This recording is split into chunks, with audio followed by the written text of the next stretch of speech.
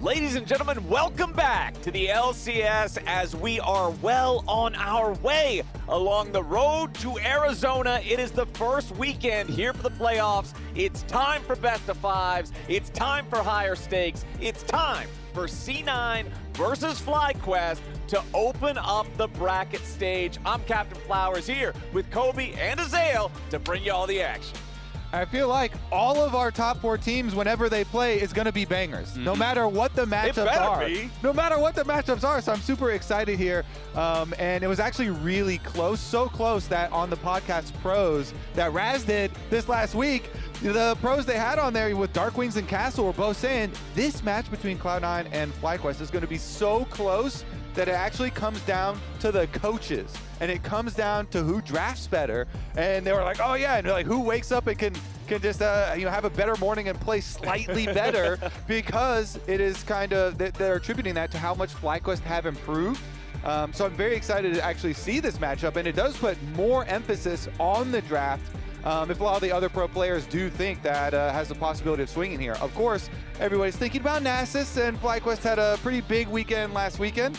So we'll see as we get deep into Fearless if they do have some fun power picks. Yeah, absolutely. I mean, it's going to be really interesting, right? You know, I talked to Masu, I talked to APA before the games, and, you know, Masu was kind of emphasizing that, you know, it's their success in scrims is often based off their hands, based off their aggression, and that sometimes that doesn't go well on stage. Sometimes it can bite them in the butt, but we also heard from Inspired.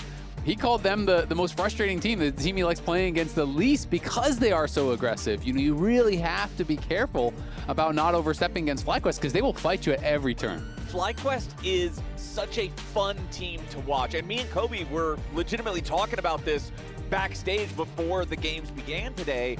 Even if they're not the best, even if people aren't considering them one of the top 1 or 2 teams in the league, they're still so much fun to watch because they will play so aggressively. So now that we're into the draft, let's go ahead and take a look. Orianna, Nautilus, Jarvan, banned by FlyQuest. It's the Varus, the Karma, and the Mbessa, banned by C9, as we have the first pick, Cassio from C9, answered by Lucian Melio immediately for Fly. Yeah, Lucian Melio is really rising in priority because people are just saying, we can blind this, you can't play the Ashe Seraphine into it. We feel that it's a good answer, so that's kind of just denying that style of pick. Corki Nami then going to be the answer for Sven and Vulcan.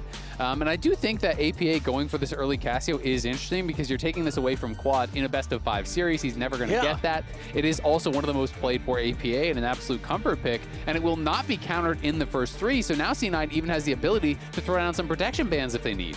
I do like that we're seeing them kind of play right into the style of drafts that we think are strong for them. FlyQuest, you're mentioning aggression, Flowers, and they slam the Lucian again. Masu loves going super aggressive with this combo, especially with Emilio to back him up, and then getting the carry for Gakkos, the Rumble, opening them up for some Rumble comps here. So we are going to get the aggression from FlyQuest here in game number 1.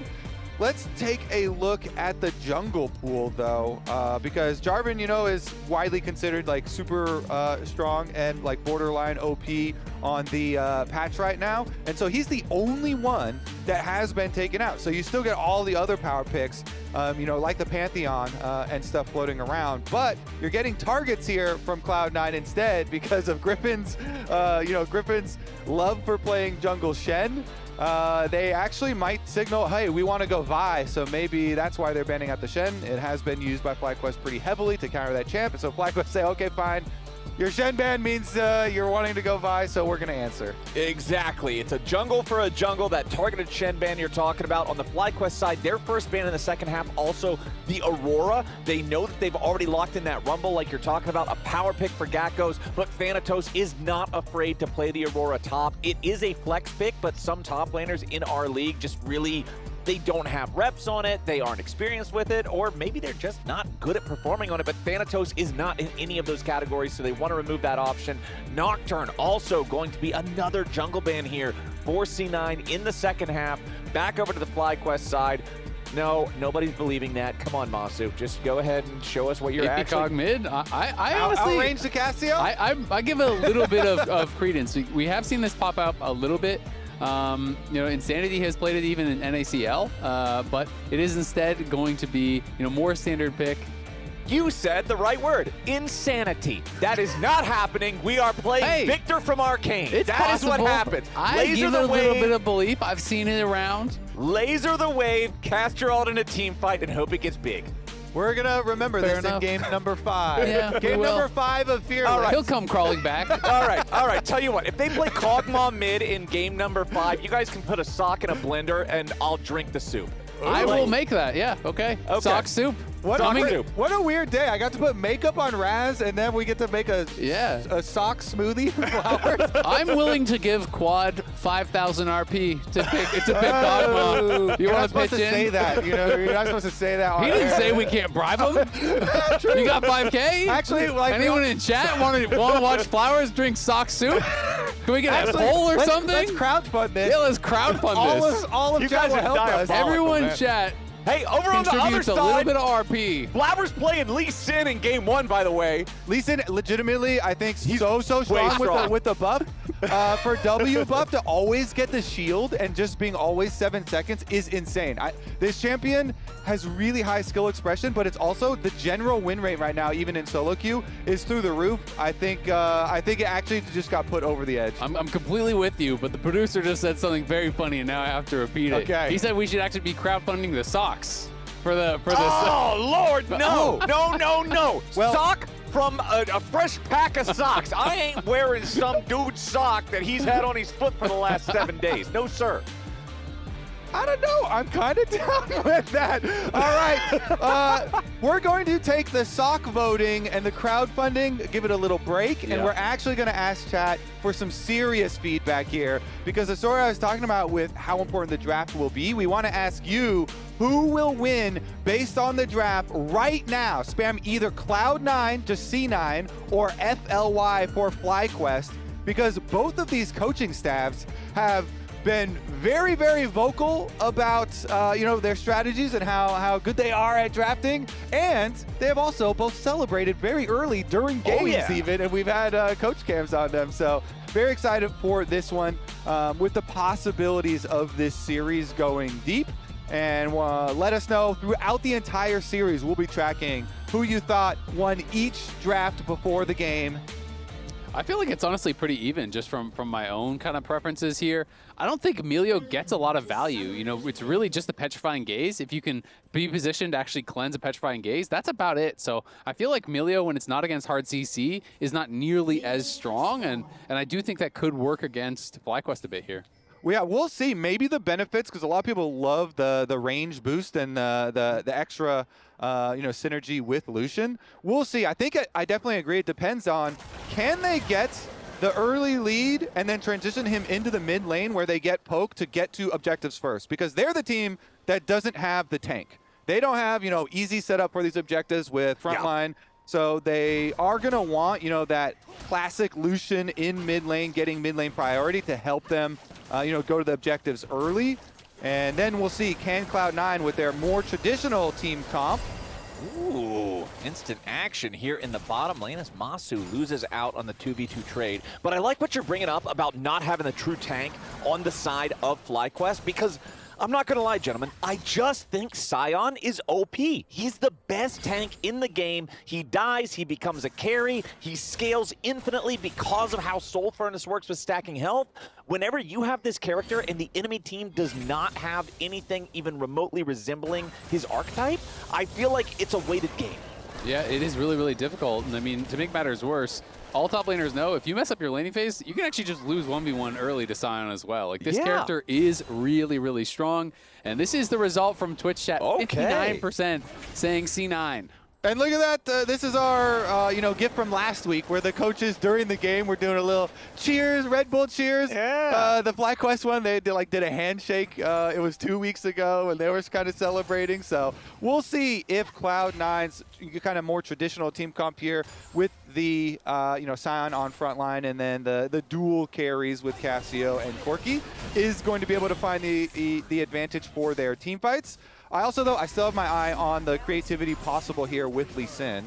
Yeah, I wanted to talk about the bot lane a little bit just because that early trade looked like it went so favored to C9, but Nami is so mana hungry that it's actually becoming a little bit problematic. Vulcan had gotten quite low on mana, so they actually just had to fully back up, let them get the reset, and now Thanatos getting a nice little chase down and farming some first strike gold.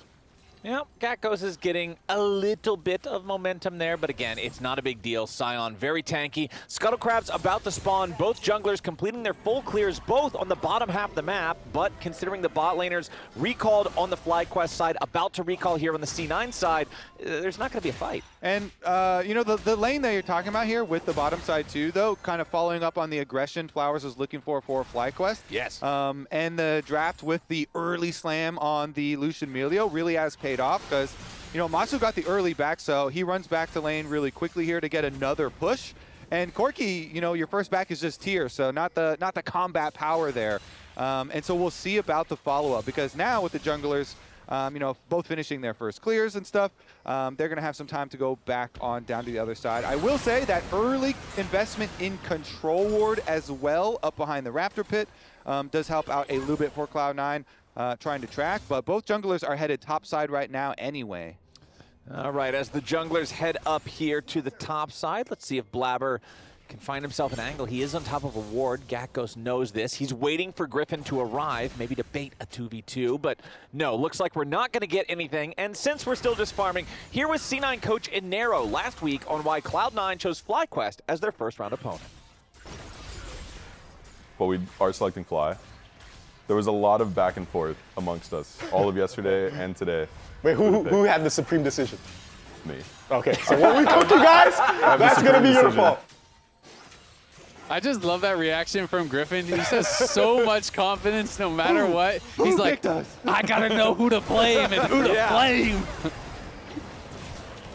Ooh. Bottom side, Masu does take a little bit of damage, but Sven and Vulcan also both at about half HP. FlyQuest are unafraid. Yeah, so the FlyQuest, they're keeping up their aggression on bottom side, you know, kind of as expected here with the Lucian Melio. But also, in the mid lane, APA, you know, got his own little lead over there with the Cassio being able to push in early and the lane that is in the advantage for C9. This bot lane, though, they have double summoner advantage. They just force Sven and Vulcan to base, and they're already up 10 CS. They are kind of cooking them right now in the 2v2, and it was not what I was expecting from this matchup. So Masu and Cryogen just playing it so aggressive, and I love how they're playing it around these timings. Every time bone plating is up, they're going in, they're getting the maximum from these runes, and Blabber, this is spotted, so trying to take this dragon. Yeah, and remember, it's exactly what you were talking about during the draft. It's Lucian Melio picked first for FlyQuest.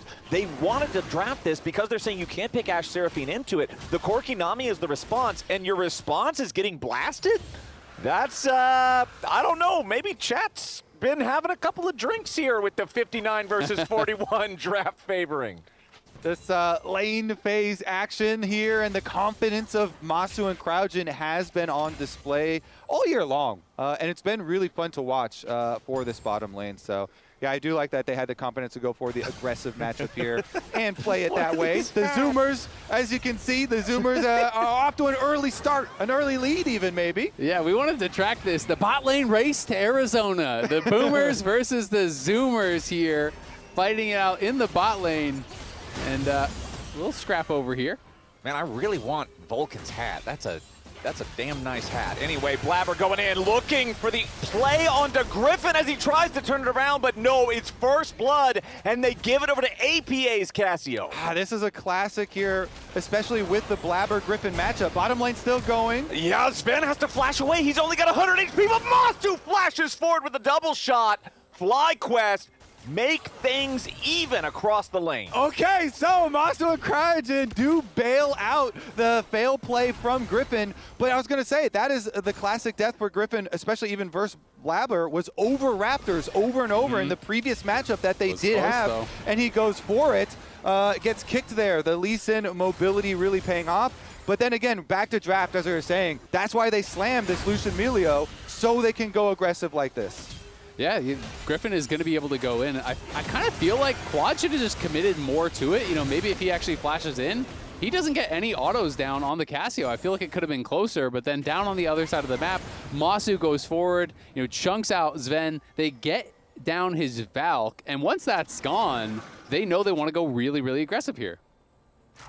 You can see Sven and Vulcan just not having the respect they need to have. Sven flashes away, and Masu's ready to follow. I feel like Sven has been one of the big points of critique for C9, despite their overall success throughout this season, and it's because of moments like that. And we said we wanted to track this bot lane 2v2, and it feels like we have an early leader in the race. We definitely do. I mean, they're able to get their own 2v2 kill for themselves. C9 doesn't even have real horses. Where are they? Those little sticks. They're lagging behind.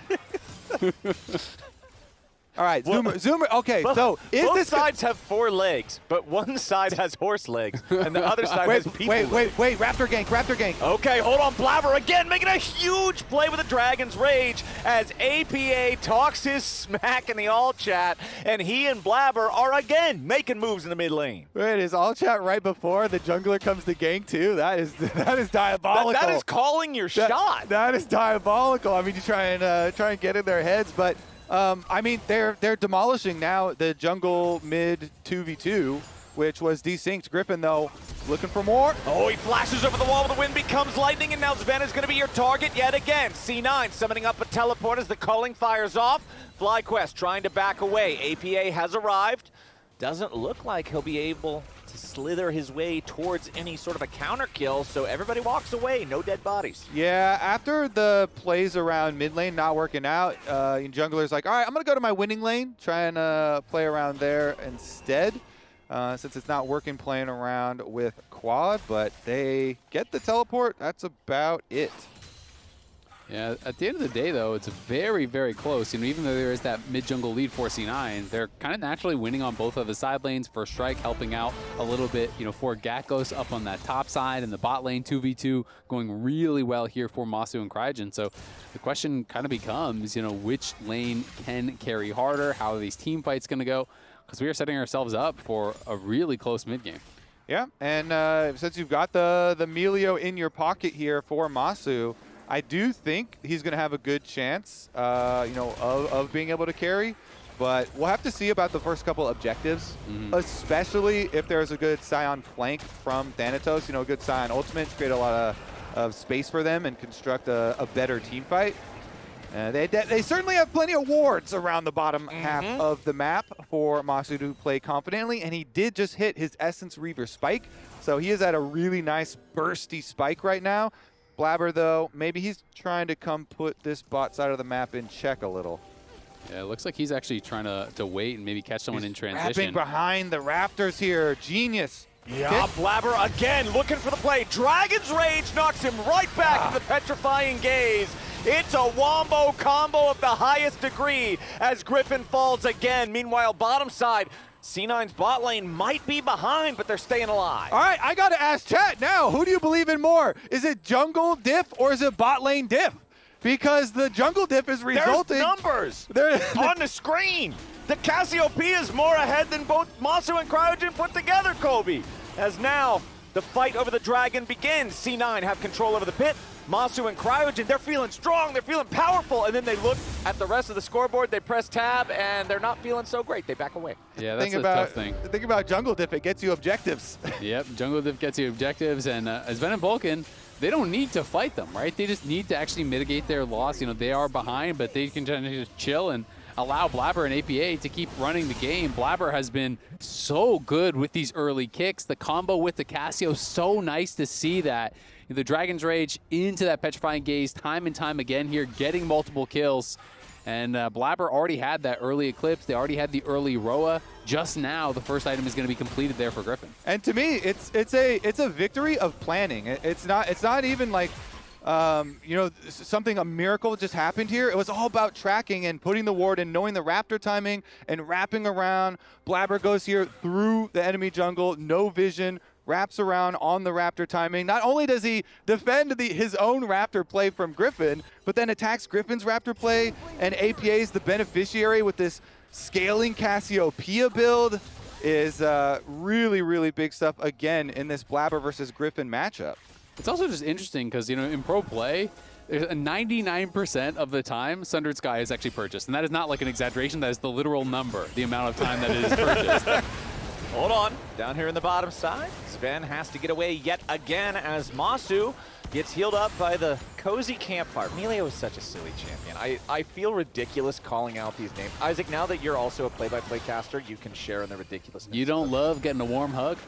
Sounds kind of nice, doesn't it? Breath of Life is at least sit by the cozy campfire, get a warm hug. Sounding, but all the rest of it is nonsense. Some ultra mega fire kicks. I mean, that's my favorite one, actually. I mean, ultra mega fire kick is very silly. I kind of like it. It's a different vibe. He's a very silly character. Yeah.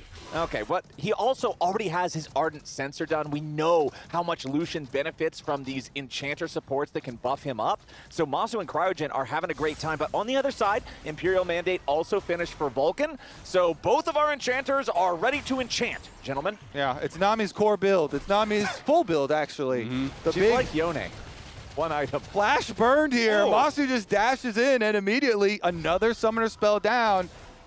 I love how aggressive they're playing, because the last time Culling was up, he got Vulcan's Flash. Now Culling's up again, instantly gets Sven's Flash. They are just playing around these timings so effectively, and they're keeping the pressure on. They are keeping some hope here right now for FlyQuest as APA is moving down there. Yeah, APA is coming down, and I want to go back to what we were talking about in draft, how this is a great strategy in general, just as a takeaway to remove the Cassiopeia from Quad, since that's his signature champ. APA also plays it a lot, but you're looking at this right now. This is the largest individual gold lead in the game. APA's Cassiopeia is nothing to be scoffed at. All right, we get our break point now. Lucian into mid lane finally. They rotate him over. This is the point I was talking about for trying to get the mid lane prio into rotating up to topside plays. I guess we still have quite a while for the Drake, so maybe no action for another minute and 40 seconds or something here, but they've got the setup ready. And Gakkos as well on the Rumble is going to have an opportunity now to get some screen time. We haven't really seen the top laners much as it's just been farming, but he has a lot of power for the mid-game dragon fights. This is where Rumble could really, really shine. Unfortunately, FlyQuest doesn't have the comp to help him with a lot of CC to keep people on his ultimate, but he is still going to have the possibilities for big damage output here with his Leandries and his extra needlessly large rod. Yeah, it feels like so much of the fight to me is going to come down to the start for FlyQuest. You know, can you get a good culling? Can you get a good equalizer? You know, chunk people out before that fight starts. Push back C9 before they can kind of get their setup, because C9 is going to have some really good sustained damage. And Masu doing the, earlier work that we saw to get the flash on Sven down before this dragon fight could really open that up, because Cassio and Corki here are going to be, well, Blabber. Let's see if this actually works. They're just hovering around, not going to have the trigger pulled yet, but honestly, I really do think they can try and put some more pressure onto these carries and just kind of work around the Scion, this FlyQuest team. If they get good flank angles here, are going to put a lot of pressure, and the Emilio ult means that he can keep Lucian looking very aggressive in his positioning. Yeah, absolutely. I mean, if you try to full send it onto Masu, you have the Breath of Life, you have the heal, you have the barrier, you have multiple charges of shields. That is a lot of health to work through. And FlyQuest feeling confident to just take this Herald because Sion ulted down to bot to farm. Yeah, Sion could still TP, but Sion without ulti, much less threatening. So C9 not even going to contest this. Can't find a pick mid. And FlyQuest down 1K, down 2 Dragons. This next fight, so important. All right, Dragon aggroed by the Sonic Wave. C9 not going to fully commit to this here just yet. FlyQuest is nearby. Keep your eyes on the Rumble. TP also coming in from Quad, making his way down here. Thanatos has teleport if C9 want to full commit to this. Sven backing away for now. Loses about 40% of his HP. FlyQuest, control over the Drake, down to half health. APA looking for his entry into the fight. Blabber, keep your eyes on the Lee Sin. He wants to try to go in, goes for the kick onto Griffin, but the Dragon is going to be secured by FlyQuest. C9 looking for a little bit more as the Herald tries to get Masu away to safety. Thanatos has already arrived. Summoner spells committed by C9, but ultimately for naught as FlyQuest stopped the stack. That was really well played there by Griffin. He just pops out with the Crescent Guard, knocks away the Lee Sin as he was going for that Dragon's Rage kick, and secures the smite very easily as a result. Yeah, they had really good positioning early for FlyQuest. Again, getting there first helped so much and kind of allowed the chunk on Sven too. Half health, and the Corki already had no flash, so Masu. Oh, Masu's in a little bit of trouble now, though. Cozy Campfire, keeping him healed up enough, but big chunk there into the health bar. exciting bursts of damage here through the mid, but It'd be more exciting if somebody died. yeah, okay. We need a good finale for the for the excitement, huh? An explosive one. How many shows end with a bad finale, right? Think back to A Game lot. of Thrones. Game of Thrones, yeah, for sure. At least Hey, one. this one could be Breaking Bad Okay, all right. Well, let's. or The Wire.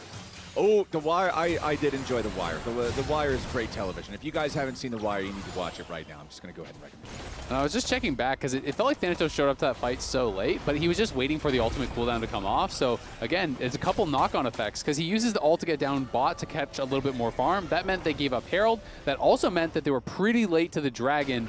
But remember, we are back in the Riot Games Arena next week, and tickets are on sale. Now head to lcs.tixer.com to get your tickets today. We want to see you, and so do the pros. I think that's a really good point you were making, though, because this team does depend a lot on structure to their team fight, and a couple of seconds can make the difference in everything. If you have that sign here, there's your whole front line, especially if your Corki has been chunked and had no flash, and your Cassio really needs some, space to work with. Yeah. APA can pump. He's got a really good lead, and he has both. Pumping. He's ticked over to 10 stacks for his Rod of Ages now. So like, Pumping stacks. if you keep him, safe and give him some space to work with a well-structured team fight, then Give that him a warm hug, and he can pump. Maybe a cozy campfire for him to pump about. Yes. APA has been spotted on word there, but yeah, no, it's crazy. I mean, Sion now moving towards mid. They're trying to set up a potential flank here. FlyQuest looks like they are ready for it. They have spotted them coming in. But keep your eyes on Blabber. Remember, Lee Sin, displacement is one of the strongest effects in all of League of Legends. To make an enemy character move when they don't want to, very, very strong. And if Blabber can find the angle, that is how C9 makes plays. But FlyQuest spotting them out here, trying to set a trap at the red buff, so C9 has to retreat. Yep, and they are just well aware of what is going on here. Gakos is playing very safe down on this bot side. He is going to back off for sure after killing that wave. APA reveals again, so just playing it smart. And Gakko's up 1,000 gold despite both top laners being 0, 0, and 0. And this has kind of been the story of Gakkos throughout the year, is this guy is really good on carries. It's his tank play that lacks. And so far, having a good showing so far on Rumble, but he's got to make sure that once it's finally time for the top laners to get involved, that equalizer lands straight. His overheat is well managed. Top side now, Thanatos going in. Tries to make the charge towards Quad, flash away from the Victor, keeping it alive for now. FlyQuest trying to make sure they can rescue their mid laner, but Monster's already going to take a lot of damage. Blabber goes for the kick, nicely done yet again! Griffin between two enemies as Quad dies. Vulcan grabbing the kill on that one. Monster tries to get away, but no, APA's in a killing spree. Gakkos tries to get something done, but it will not matter. That is 3 for nothing, C9. The game was at a pivotal point, and it breaks in C9's favor. much better planning from Cloud9 on this one. They are there ahead of time. They make the trailing side lane play here with both solo laners going top to get the early advantage. And even though FlyQuest try and teleport over to save the play with the Rumble teleport, because look at this pincer from Cloud9, they get the Victor flash and they force him down in a really bad spot. Rumble just ults, teleports up to the top side, so pretty easy collapse in. Man, that Nami ultimate was just insane. Huge. Catches all of them, but a really good little pincer from Cloud9. They set up the play early. You could see on the mini-map as Cassio was trailing down the Sion lane, and then they go Sion ultimate and force Victor into the river. So FlyQuest, in a reaction here, tried to save the play, but Cloud9, with the better planning, pull it off and get the Baron. And those rewards are so big because there's so much standing gold in all of these towers that they can mine a lot.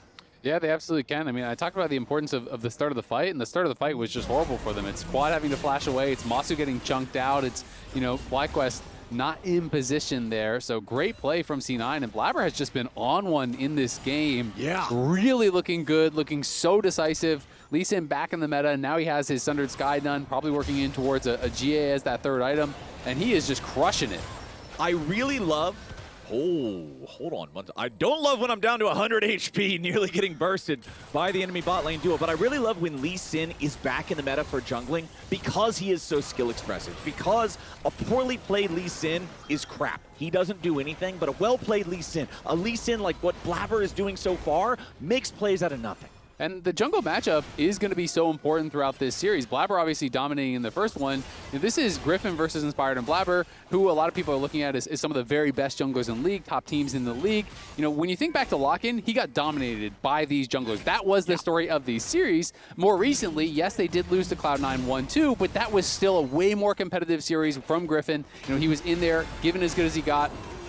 Now, here in the top side, we got another play coming in from C9 as Gakos just drops. Blabber goes on a killing spree here, 3-0-4 on the Lee Sin, 100% kill participation, maintaining that stat as FlyQuest.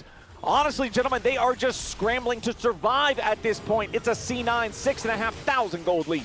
Yeah, Cloud9, basically this game, almost everything except for the bottom lane was exceptional from them. You know, Blabber's planning, being able to defend his own Raptors against Griffin, who very often tries to go for these plays, and, you know, kicking him back into the Casio. You could definitely say, hey, maybe if Quad was on the same page there and had flashed over, maybe they could have gone 1-for-1. But still, regardless, then going for the second Raptor play, Blabber's planning, and then to go punish Griffin there again. And getting Griffin kind of 2 deaths around Raptors early on in the game helped, and maybe... Oh, Blabber goes in, trying to find the kill. Masu also taken very low. Griffin staying alive right now thanks to the Crescent Guard, but he finally falls. APA and Blabber have way too much damage. Masu is down to 400 HP. The Lucian has to get all the way away. Gakko's trying to survive as Blabber and APA go over the wall. They are unafraid entirely of what FlyQuest can try to respond with. As C9 gonna walk it out here. APA just walks through with the Void Grubs, tanking most of the damage. Blabber there with a safeguard. Quad now staying decently healthy, but no, Sonic Wave, Resonating Strike. Blabber forces him back yet again as Cryogen down to 50 HP dies to APA as he wants even more. Masu and Quad trying to escape, but no. Boss Bomb takes out Masu. Quad flashing underneath the tier 2 turret here in the top side as Blabber will finally remove the last vestiges of HP from the tier 3 turret. Nope, never mind. They're gonna go after Gakos first. It's actually the turret destroyed by Vulcan of all people as C9 11-1 are showing why they were the top seed heading into playoffs here. They picked FlyQuest.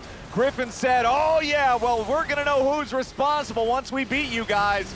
That sure didn't happen in game number 1. It was a Blabber and APA masterclass here from the mid-jungle duo as they just continue patting the stats here a little bit longer. Decimating Smash finds its target. Blabber goes unstoppable, 12-1. GG, Cloud9 take the first game. APA said when I was interviewing Blabber, who had a great game number 1 here. You know, and one of those questions for FlyQuest is always their unpredictability in draft, their ability to bring out surprise picks, to be really flexible here. And I liked what C9 brought out, you know, really utilizing this Lee Sin plus Casio combo so effectively. Blabber hadn't played it all split. Of course, it got those big buffs, and he just immediately brings it out, and it looks like he never missed a day on it. Yeah, he looked really good. I also liked how, you know, APA would go up and ward Griffin's Raptors as well to set up, you know, some of these plays where Blabber could then have the necessary information to wrap around, avoid their vision, and continue to win the mid-jungle duo. So both those two working together, looking very good, as he said, Flowers. Okay, so we just about done with the bans here in the first half. Orianna and Karma banned out by C9. FlyQuest getting rid of the APA Ziggs alongside the Varus and Anivia power picks. Ambessa going to be the final ban here from C9 as FlyQuest did select first pick here in the draft, so we'll see what they want to go with. Yeah, so Jarvan was banned last time, not going to be banned this game. And it does feel like it might just be that first pick for FlyQuest. Yeah, it's up and available. They traded it for the Ambessa, if I'm recalling correctly, for the swap ban from game 1. And so going to be able to grab it here. I think that also might have something to do with Rumble no longer being pickable because of Fearless. You can't make the spicy hot pot anymore, so it drops some of Jarvan's team comp power. So even though Karma is still banned, you have Ashe Seraphine and Caitlyn Bard also both available.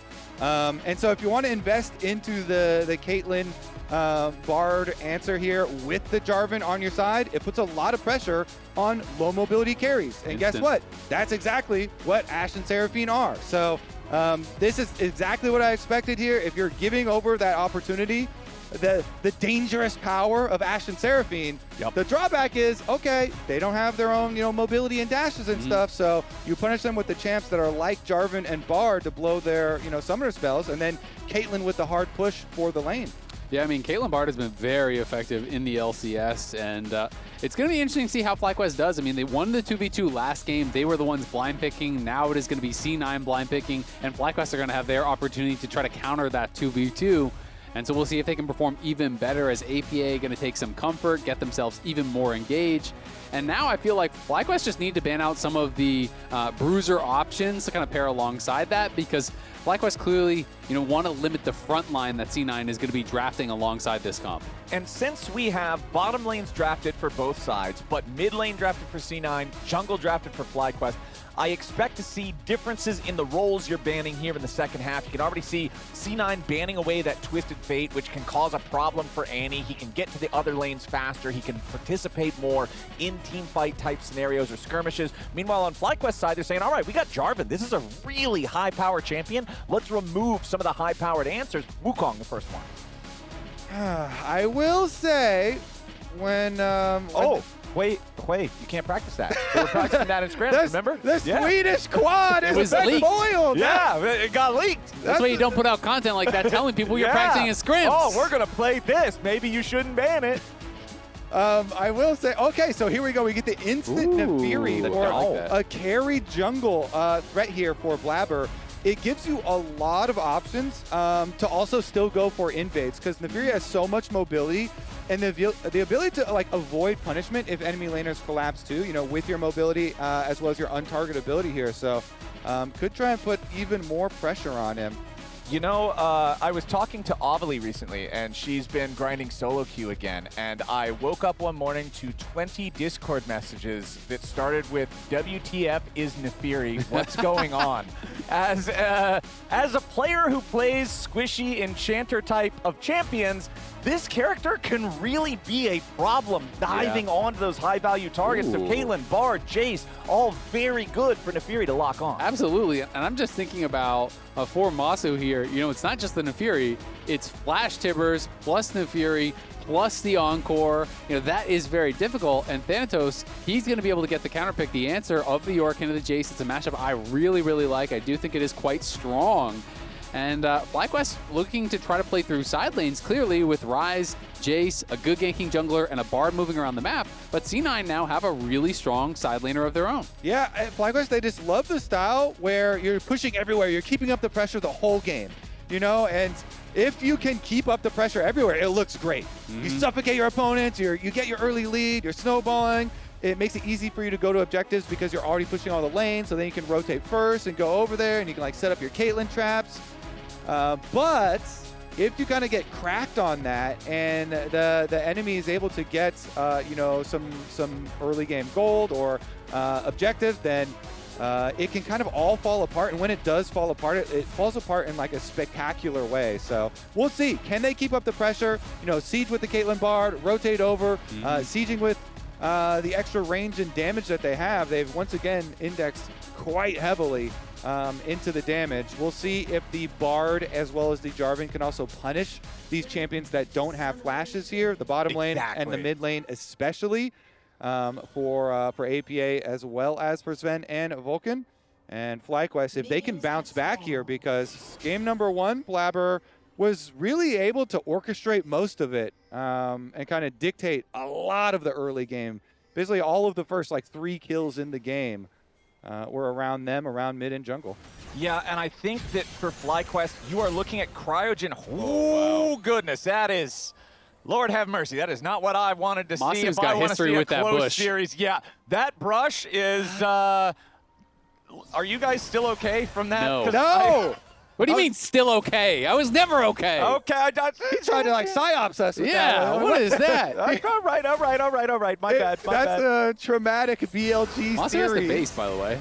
Yeah, Masu is having a real bad time. Down to 125 HP, forced to recall level 1 as Caitlyn And I feel, again, this is another instance of really good planning from Cloud9. I feel like they've gotten a lot of advantages from forethought here.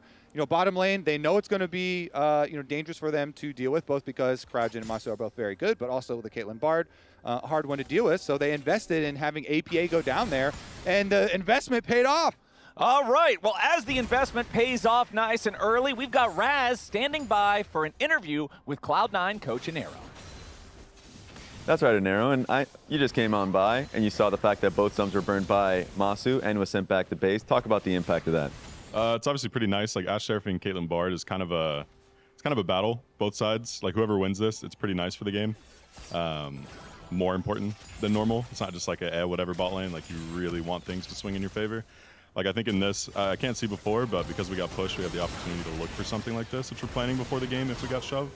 It was pretty nice. Like it pretty much set up our like win condition early in this game, and if we get cruising, then life is good. And talk about game one, because the idea of Lee Sin and Cassio, the moment that got cruising and just kicking into Miasma, that was ridiculous. Just how much prep did you have? Okay, you can also just talk about what the hell's happening here.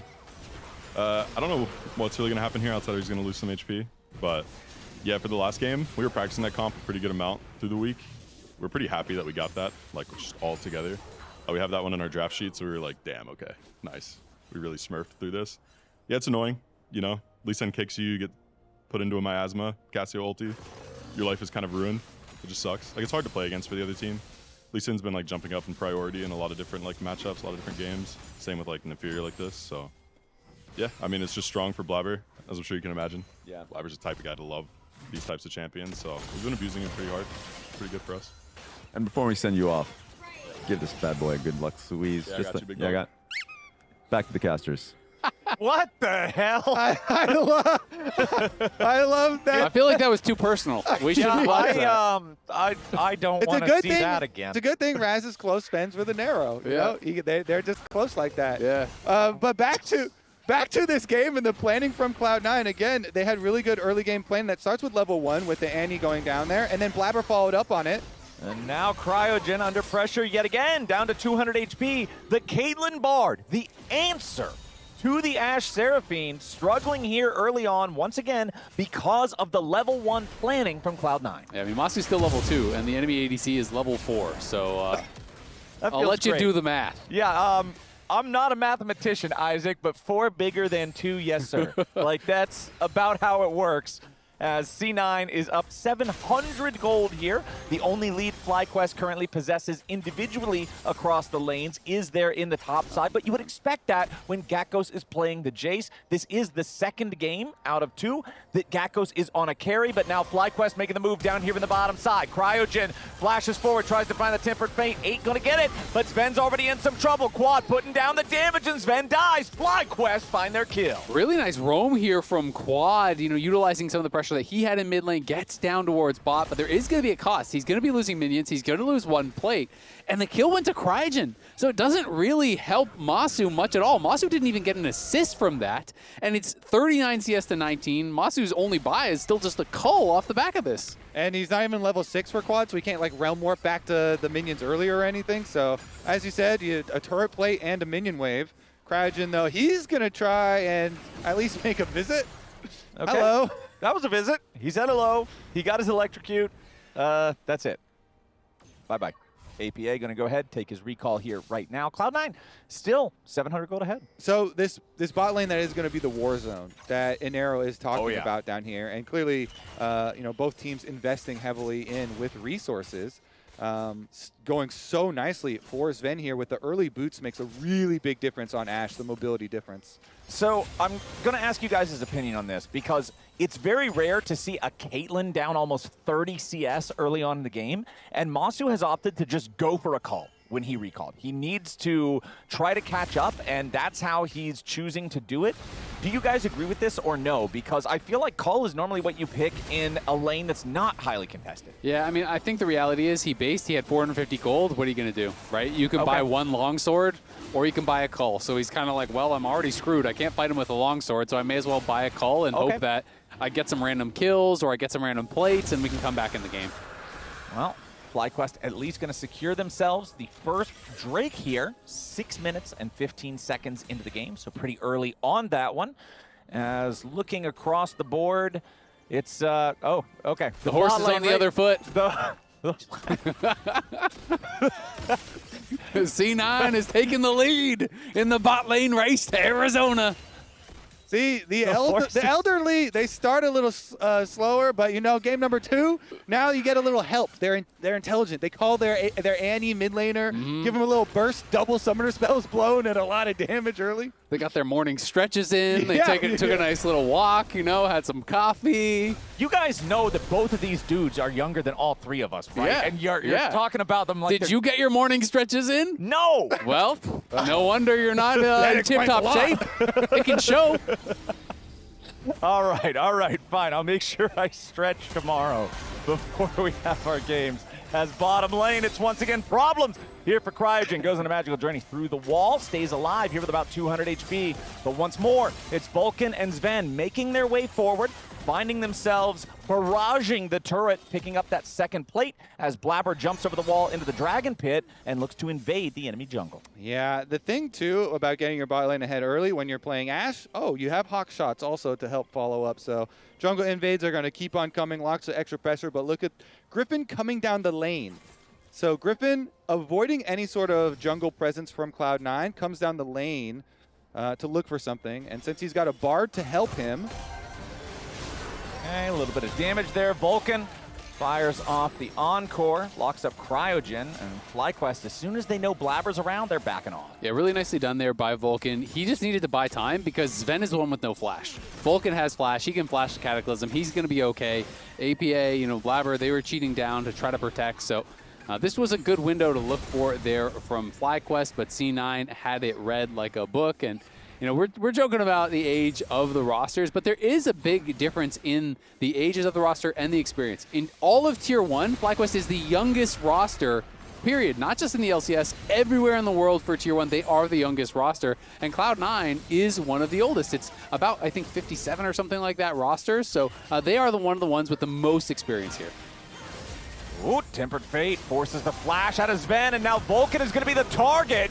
They full commit onto it. FlyQuest grab themselves their second kill, bring this game back to a close gold state, but C9 still trying to get something back. This teleport's going to arrive very late, though. Early game teleports are slow, and that just means that FlyQuest are getting away with it. Yeah, I mean, meanwhile, technically, yeah, Blabber is getting the Void grubs, but all the attention paid down towards bottom lane's not over. Yeah, it's not done yet as Sven gets picked off. C9 got a little bit too comfy, thinking everything was done. FlyQuest hang around and pick up another kill.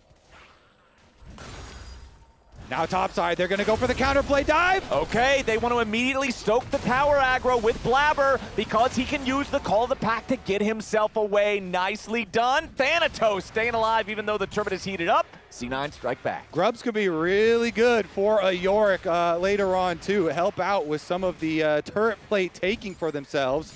But FlyQuest, they kind of answered with all of the early thought that Cloud9 put into bottom lane. Griffin, so much attention. He had just gone for his Gromp and then went back down bottom lane to go for this dive. Then they also invest quad again to go down there. So they're really trying to get the bot lane back on track. And they accomplished that. They wiped out the Sven gold lead that he had accrued from the early game plays that Cloud9 had set up. And so, you know, Masu is basically right back on track here for FlyQuest. Yeah, I mean, that's really nicely done. They're having a horse race down there, and Griffin and Quad came down in an SUV and just sideswiped them. Kerblam. Well, we've got the Voltaic Cyclosword completed for Blabber. This item has been very, very strong since it got adjusted, and on a champion like Nefiri that can use it well, it's really scary. It certainly is. I mean, Nefiri, very, very popular too, also benefiting a lot from kind of the change in meta. So I want to see what Blabber can do this game because he had such a good game number 1 and a good start to this one. But Griffin's rebuttal has been quite nice on bottom side, and Griffin will be fairly tanky on the Jarvan. Just go with the classic Sundered Sky and try and start out a lot of these plays. Azale, you mentioned from draft, you were looking at FlyQuest playing some side lanes and being very, very aggressive here with Bard plus Ryze plus Jarvan. There's a lot of gank angles to go after if they can start some of the side lanes pushing. Yeah, and I mean, they've done a good job after Masu got put so far behind, getting down there multiple times, putting pressure on him. But we haven't really talked much about top lane. In last game, it was just Thanatos playing a tank, not really dying or anything. But this time, it is Thanatos on a carry, and it's Thanatos with that gold lead in a matchup that is beneficial for him. So, we'll see what kind of impact he can have, because he has been so good. I feel like the gap between Thanatos and the next best top laner is bigger than the gap between the first and second place of any other role. Okay, so update on what's going on right now. Apparently, Blabber's keyboard disconnected from the computer. So they are trying to make sure that that is, once again, solidly reconnected. I don't really have to explain how difficult it is to play League of Legends, clicking your abilities. So definitely got to make sure that one works. Yeah. Hopefully he can get that fixed very quickly and get us right back into game. This is going to be an exciting one. I mean, the second game already feeling, kind of more competitive than that first. But APA, I feel like has just been playing so well. When I think back to last week as well, when I think back to, their series against TL was in a really good spot. And APA was finding these crazy flanks on Annie, catching out Jose, who had been having an insane game. And now this level 1 in game 2, yeah, he gives up a little bit in lane to do it, but that was a huge advantage that they built. And you look back to game 1, his pair up with Blabber, he was looking excellent there. And they are just kind of cruising so far. Yeah, definitely is going to be a big, playmaker for this game too. Ooh, Sven gets caught here by the Tempered Fate. Realm Warp about to arrive. FlyQuest, wham, bam, gets it done there. They commit some resources, but it pays off. That's why Bard is always so heavily prioritized into the Ashe Seraphine. And that was a beautiful combo. Cryogen now is under attack from Blabber, though. He should be able to magical journey to safety. Yeah, but you just easily hit your ultimate, and then if Caitlyn is in range, trap combo, instantly dead Sven. Timing on Dragon 2 is perfect for them, so the time they chose to make this play in this attempt at the pick also just works out for the game plan. I mean, Caitlyn has been kind of the counterplay to Stasis, Zhonya's, whatever you want to call it, since people have been using it frequently in League of Legends. So pairing her together with a champion that can force your opponent into stasis, just very, very powerful combo. You can see, however, multiple first items being completed across lots of different roles as Gakkos and Cryogen trying to maintain a position of defense here on the top side. Griffin also showing up, but C9 is committing more men. It's a 4-man play to enable Thanatos to take the tier 1 turret. Meanwhile, Sven ghosting away from Masu over here in the mid lane, just trying to stay alive. Level 7 versus level 9. Sven doesn't win these, but he shoots off the Enchanted Crystal Arrow. Blabber jumps over the wall and immediately finds his way onto the carry, but he has to back away as Masu does have reinforcements arriving. Masu is such an aggressive Caitlyn. Are you kidding me? He nets over the wall, chasing Sven, who had flash on, and blows both summoner spells since Blabber is there. But man, Oh, okay. All right, he's cool. I was worried there for a second. I was like, is APA just going to full send this? No. I mean, this is exactly what Masu's talking about in the interview, right? Where he's like, we're going to hands check people. Sometimes it goes really well. Sometimes they know you're going to try it and it doesn't go as well. Well, this time he goes for the hands check, trying to chase after Sven, and Blabber was there, ends up losing both his summoners. And honestly, if Blabber hadn't been playing with as much respect as he had, he might have just been able to kill Masu. Whew. Exciting stuff, though. Indeed. You like the action flowers, even Yes, sir. if no kills resulted from that one. Really did like it, and it still speaks to how these teams like to play their league. Let's take a look, though. It might have some ramifications for that Dragon. I mean, that flash timer is going to be very, very close with it. 3 minutes ahead of time here for the third one, and even though third is not Soul, it's such an early third that could put a lot of pressure on them. And as our teams are fighting for control over this bot side river, reminder that it's very likely that a couple of these teams, maybe both of these teams, maybe neither of these teams, if everything goes At least one of them. That would be I personally crazy. guarantee it. Yeah, I can almost guarantee at least one of them is going to be in the Mullet Arena in Arizona, June 13th and 14th here for our LCS Spring Finals. You can grab your tickets right now, scan that QR code. Oh, no, is it Blabber's keyboard again? God bless it. Oh, no, wait, that said APA has left the game. That's not good. He's looking under his desk as well. His monitor also shows literally nothing. So. Oh, yeah, the monitor looked like it turned off. You need that, too. Yeah, you should probably have your monitor on to play League, unless you're playing Yuumi. There are, That's you know, optional. sometimes, though, you do get those teammates. You're like, I wonder, is that monitor off? Yeah, it's just like, okay, monitor off, foot pedal on, music, Yuumi gameplay. We're going to go through the whole checklist today. We did the keyboard already, monitor now. What's going to be the next? Mouse has to happen. Headset, yeah. Yep. Chair? Yeah. What if the chair? Oh. If we ever do this pan out and some dude's chair literally breaks and he falls over, we're Looney Tunes at that point. So APA's computer, his whole computer crashed. So that's even. Oh, I've been struggling with that myself recently. I can't even get through a whole game of League of Legends without my graphics card randomly just going crazy and destroying the entire computer. But you got a new one coming, you said, delivered soon? It should get here. I actually think it might be at the house right now. So Dude, I go home. Don't tell people someone's going to go be a porch pirate. No. That computer is long gone, buddy. One of the boys is at the house. He's going to bring it inside. Guarding it with his Yes, life. I already made sure of this. I was thinking ahead. I want to release information like that. No. We're good. That's an expensive, That's an expensive delivery. package. To be, Yeah. Losing a graphics card in this economy? That'll set you back 20 years. Bro, buying a graphics card in this economy sent me back 20 years. I'm a peasant living in a hole. Flowers, his retirement plan now has got to get to at least 90. My retirement plan is one day I will die, and then I'll be done. That's it. So you just move around the date of the death? I'm just like, okay, I gotta be. I'm retiring early. Yeah, it's all right. That gives a whole new important. meaning to early retirement. Yeah, that holy. Well, Anyways, this got rather grim. back on the, I was gonna say back on the positive look of it though. To me, my favorite gifts of all time have all been video game related, just because you get so much joy and like. You almost get like adrenaline if you're looking forward to going home and there's either like a new video game or console or computer or something that actually is. It doesn't matter if there was like a giant pile of cash or something worth the same value. Nah, I don't care. The video game really hits different. Oh, this is actually really funny. Vulcan in chat goes, "Did you have PTSD, Masu, at the bush?" And Masu just immediately all caps, ha ha ha. And he says, "I got flashbacks." Okay, so He flashed real so quick. while Masu has his 1,000-yard stare into the bottom lane tri-brush, we have been informed that the pause is going to take about 5 minutes to get everything reset. So we're going to toss things back over to the analysts until we get back in the game. Yo, so we were just watching this whole early game because it was a little wild to us that Cloud9 got that first dive off, but then FlyQuest pulled themselves back into the game. So we're going to speed through the game for what happened. Emily, you were mentioning level 1. All the way back. Yeah, all the way back to the very beginning of the game. Yeah, there we go. So APA is just waiting here. Yep.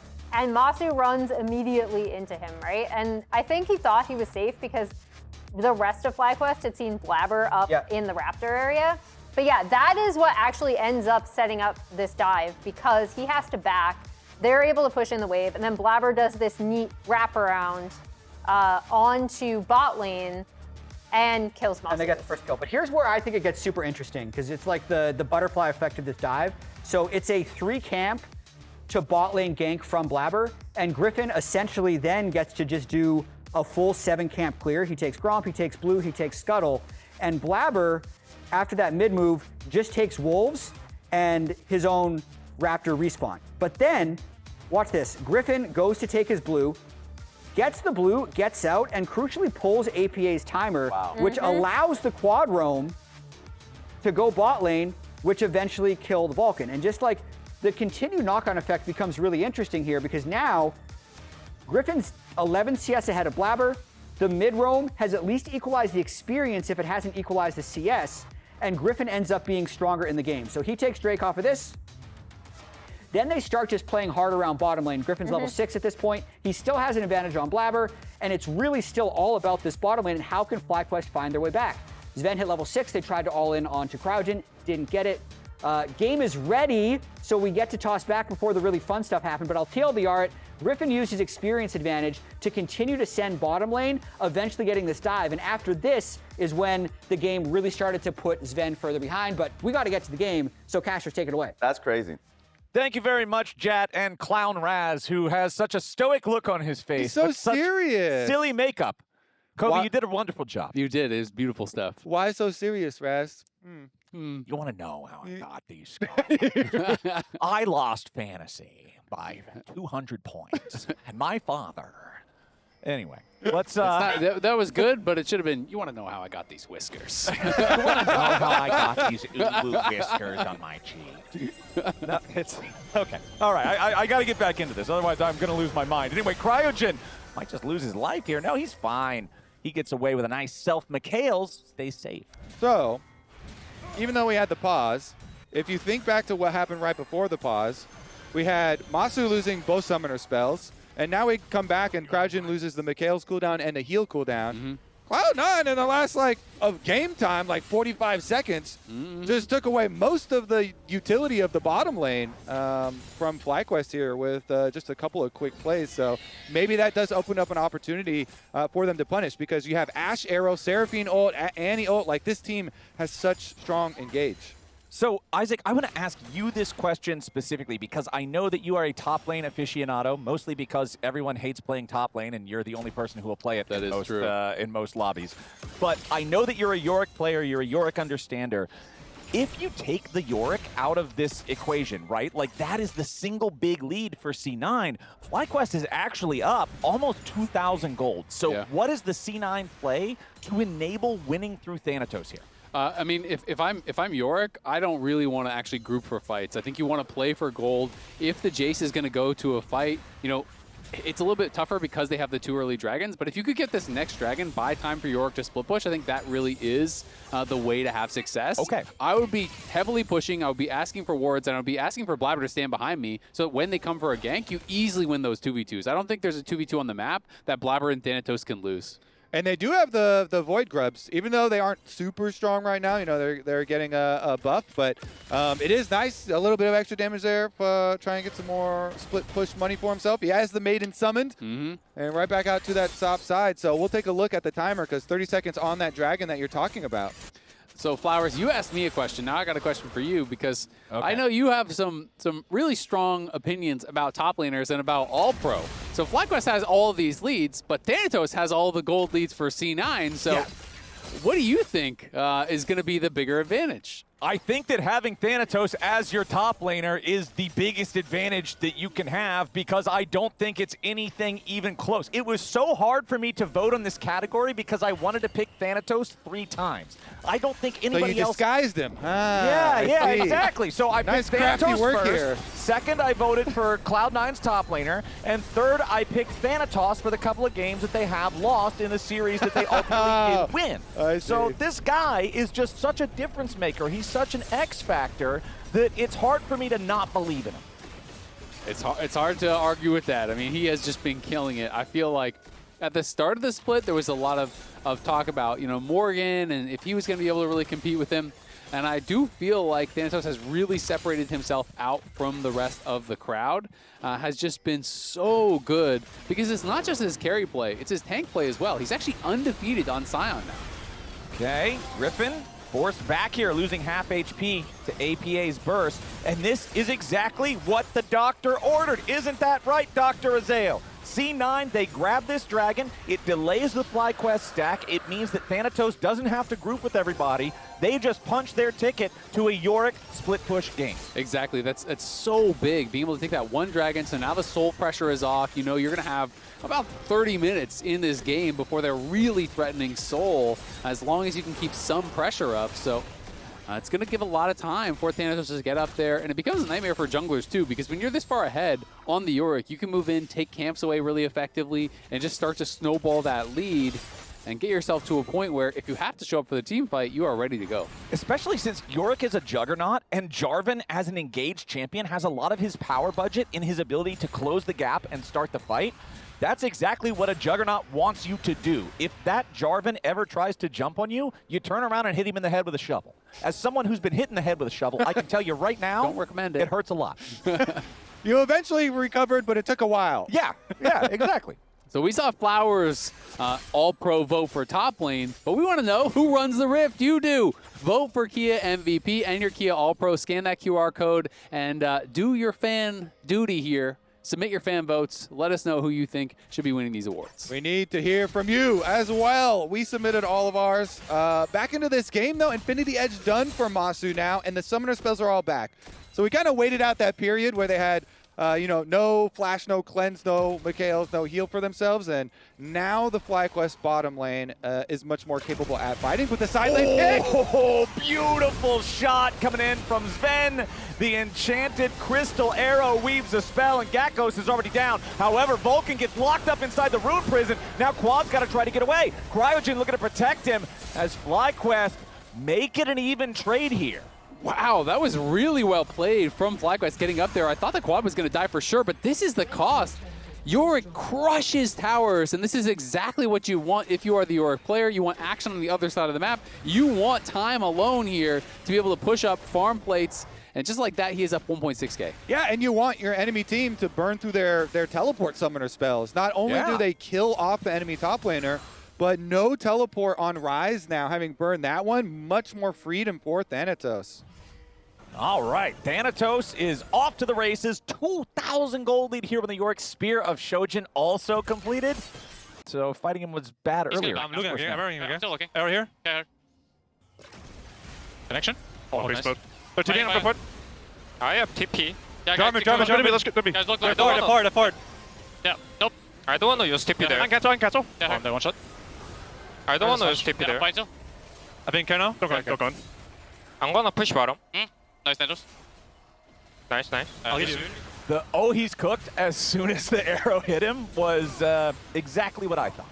Yeah, so they get their kill on the enemy top laner, even though they lose support in order to do it. Still, the extra payment for Thanatos does make it worth there for Cloud9, and now rotating on over, they continue the siege. Yeah, I mean, that was a really nice sidestep from Cryogen to be able to actually dodge that Encore. Him and Quad played it well to get one back, but this arrow going to go wide.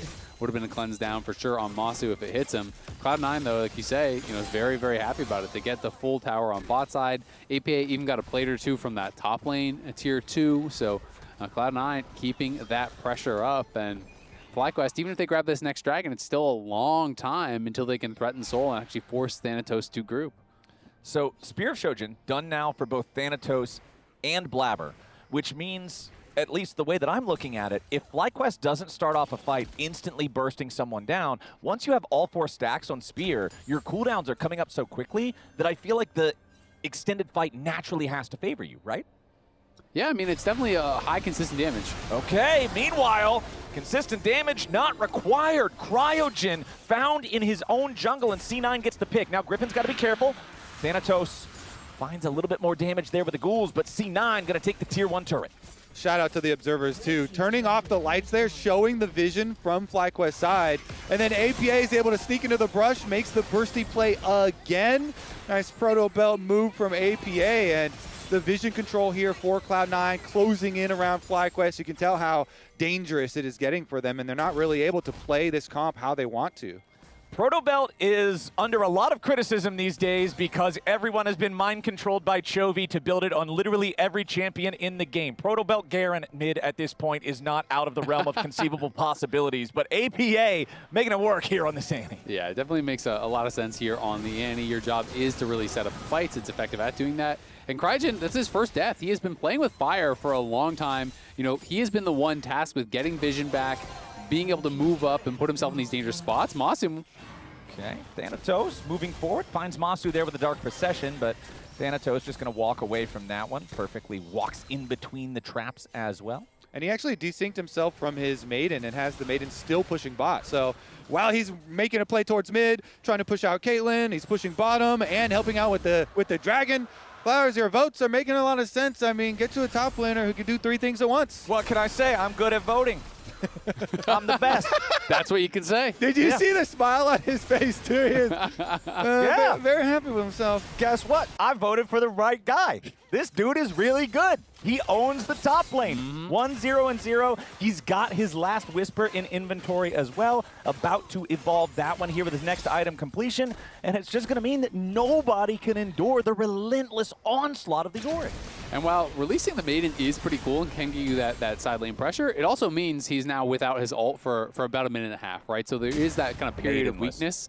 Exactly. He is maidenless, unfortunately. Been there. It's tough. I'm currently there, you know, so same, bro. I can relate. You can relate. Kobe just like, don't worry, guys. I got this. Kobe's been through much more than 90 seconds without a maiden. Oh, no. Dude. Wait, I'm already down, bro. Threw himself on the grenade, and you're just throwing another one on top of him? I'm sorry, buddy. That It was was right there. That was diabolical. He's supposed to help, you know. Where's the setup, right? Yeah, that Kobe was, can get a maiden anytime he wants, you know? yeah, okay, yeah, all right. He already got a cat today. Next he'll have a maiden. All right, okay. It's okay, buddy. I'm still on your team. I got you. You're all right. At least I'll always have Raz as my Yumi kitten. Exactly. Well, he may be maidenless, but he has his Discord kitten that will run down mid. Raz. I really need a team fight. I don't know what to do from here. We do have C9 with control over the map right now, trying to choke FlyQuest out of vision, invading the enemy jungle, sitting down some wards. You can see things are very dark for FlyQuest right now. Thank you very much, observers. They have a couple of wards in the enemy jungle, but just around that red buff pit. It's not like they're doing a whole lot of work. And look at the dragons. I always like looking at drakes to tell the story of a game and who controls the map, because FlyQuest had the first two, but ever since the map changed, it's C9 in control. Yeah, it absolutely is. And I mean, they have had that side lane pressure with Thanatos for a long time. He pushes up, he makes it a lot more difficult to actually get vision in that area. And now that Cryogen did finally die once playing for vision, it's a lot scarier for him to be solo checking, because you know, Griffin is trying to keep his farm up. He has been farming as efficiently as he can, and that means that it's Cryogen just on solo missions constantly, who is really in danger. And it means that FlyQuest, they don't have a lot of options of like where to fight or how to fight, because literally all of their players on their team are like, yo, Cryogen, please Mikhail's me for this fight. There's so much CC on Cloud9. The approach is really easy for them, and the structure and kind of pathway to victory here does look a lot easier to execute. They send their wait. Oh, Enchanted Crystal Arrow onto the enemy jungler. Griffin gets himself away for now. Tempered Fate stopping C9 from going any further. Thanatos arrives, ready to push. FlyQuest have to back away because Griffin is almost dead. Barely hanging on here, as FlyQuest will set up the traps to prevent a chase through the jungle. Yeah, anybody who gets it is like, you got to Mikhail's me now. I got to get out of here. And he barely survives, even with them investing a decent amount to get him out of there. And so Dragon number 2, Cloud9 is easily... Wait a second. Whoa, Realm Warp coming in. FlyQuest trying to find a pick here. Okay, that was... Honestly, I respect the cheeky attempt from APA to just recall in the brush, but the Scryer's plant finds him out.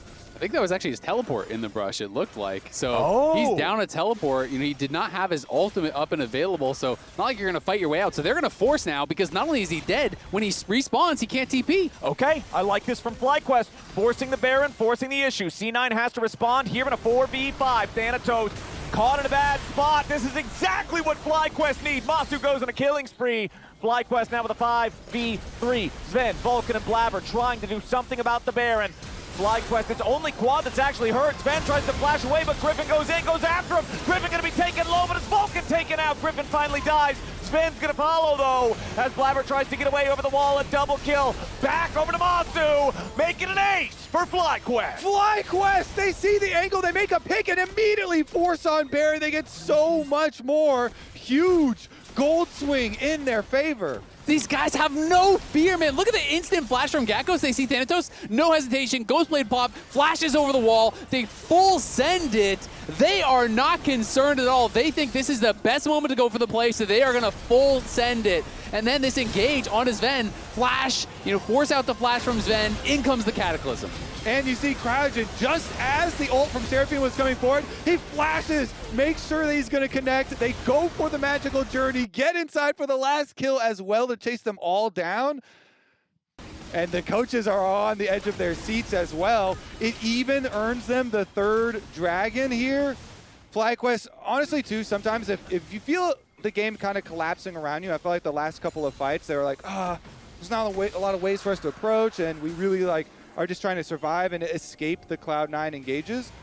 They just full send on the side lane, but now Baron is under attack again. Yep.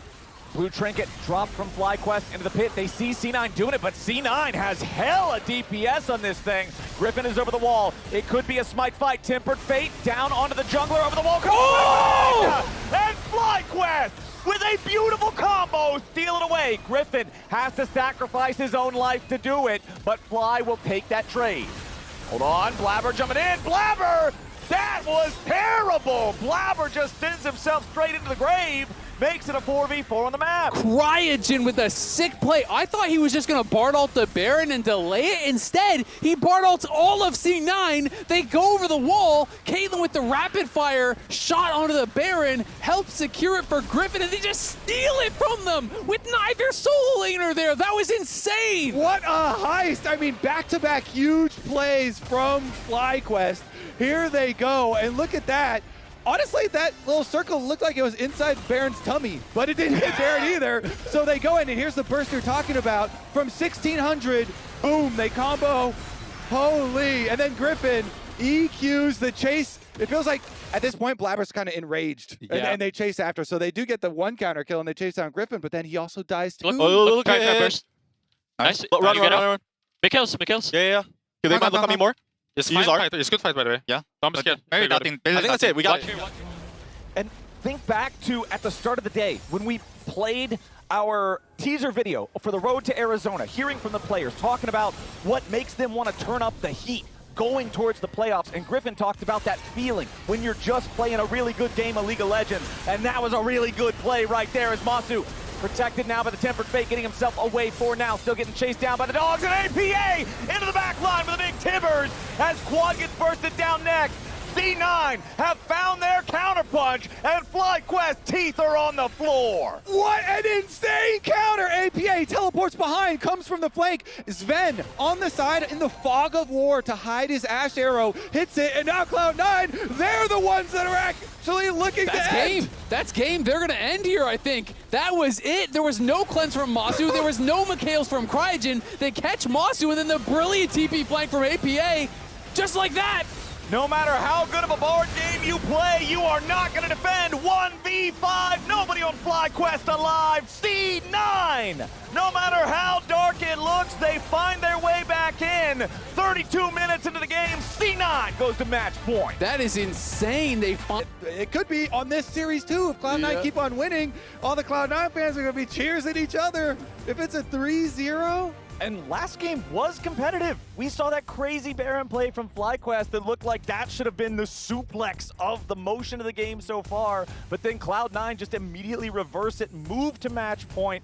FlyQuest got a reverse sweep here, or it's lower bracket city for the Greenleaf team. Now, let's go ahead and hop into draft here for our third time today, as we do have the Varus and Nocturne picks banned out by FlyQuest alongside that pocket pick Ziggs, keeping that away from APA. Orianna and Karma going to continue to be banned here by C9. FlyQuest did elect for first pick yet again. Remember, they also did that in game number 2 after losing the first game. Anivia, final ban from C9.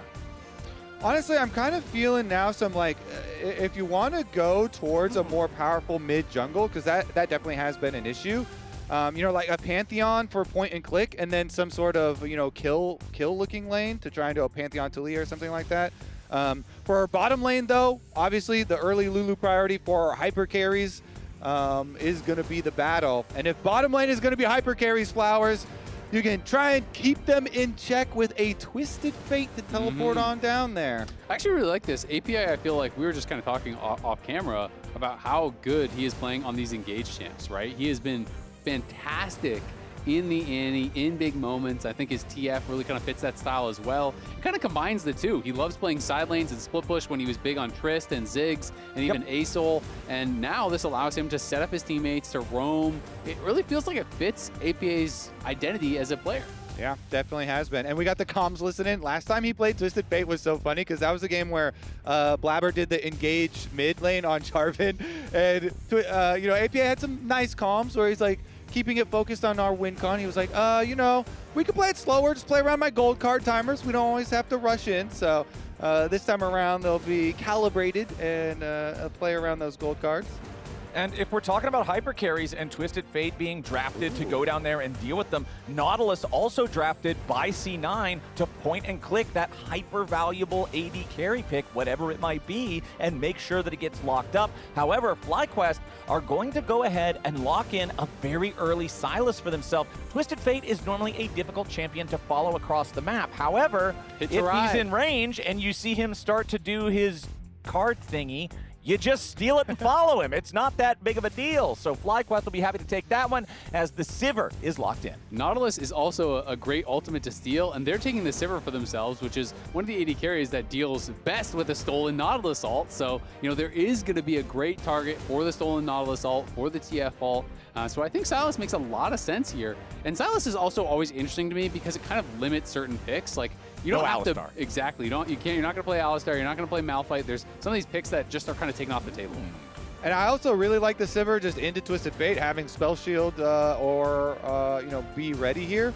Senna for Sven down on the bottom side with Svenna on the bottom side here to be stacking up and looking for the scaling and the extra range. Well, we know that Sivir is very strong when she's able to fire into the entire enemy team because of the ricochets, because of how much damage she can do.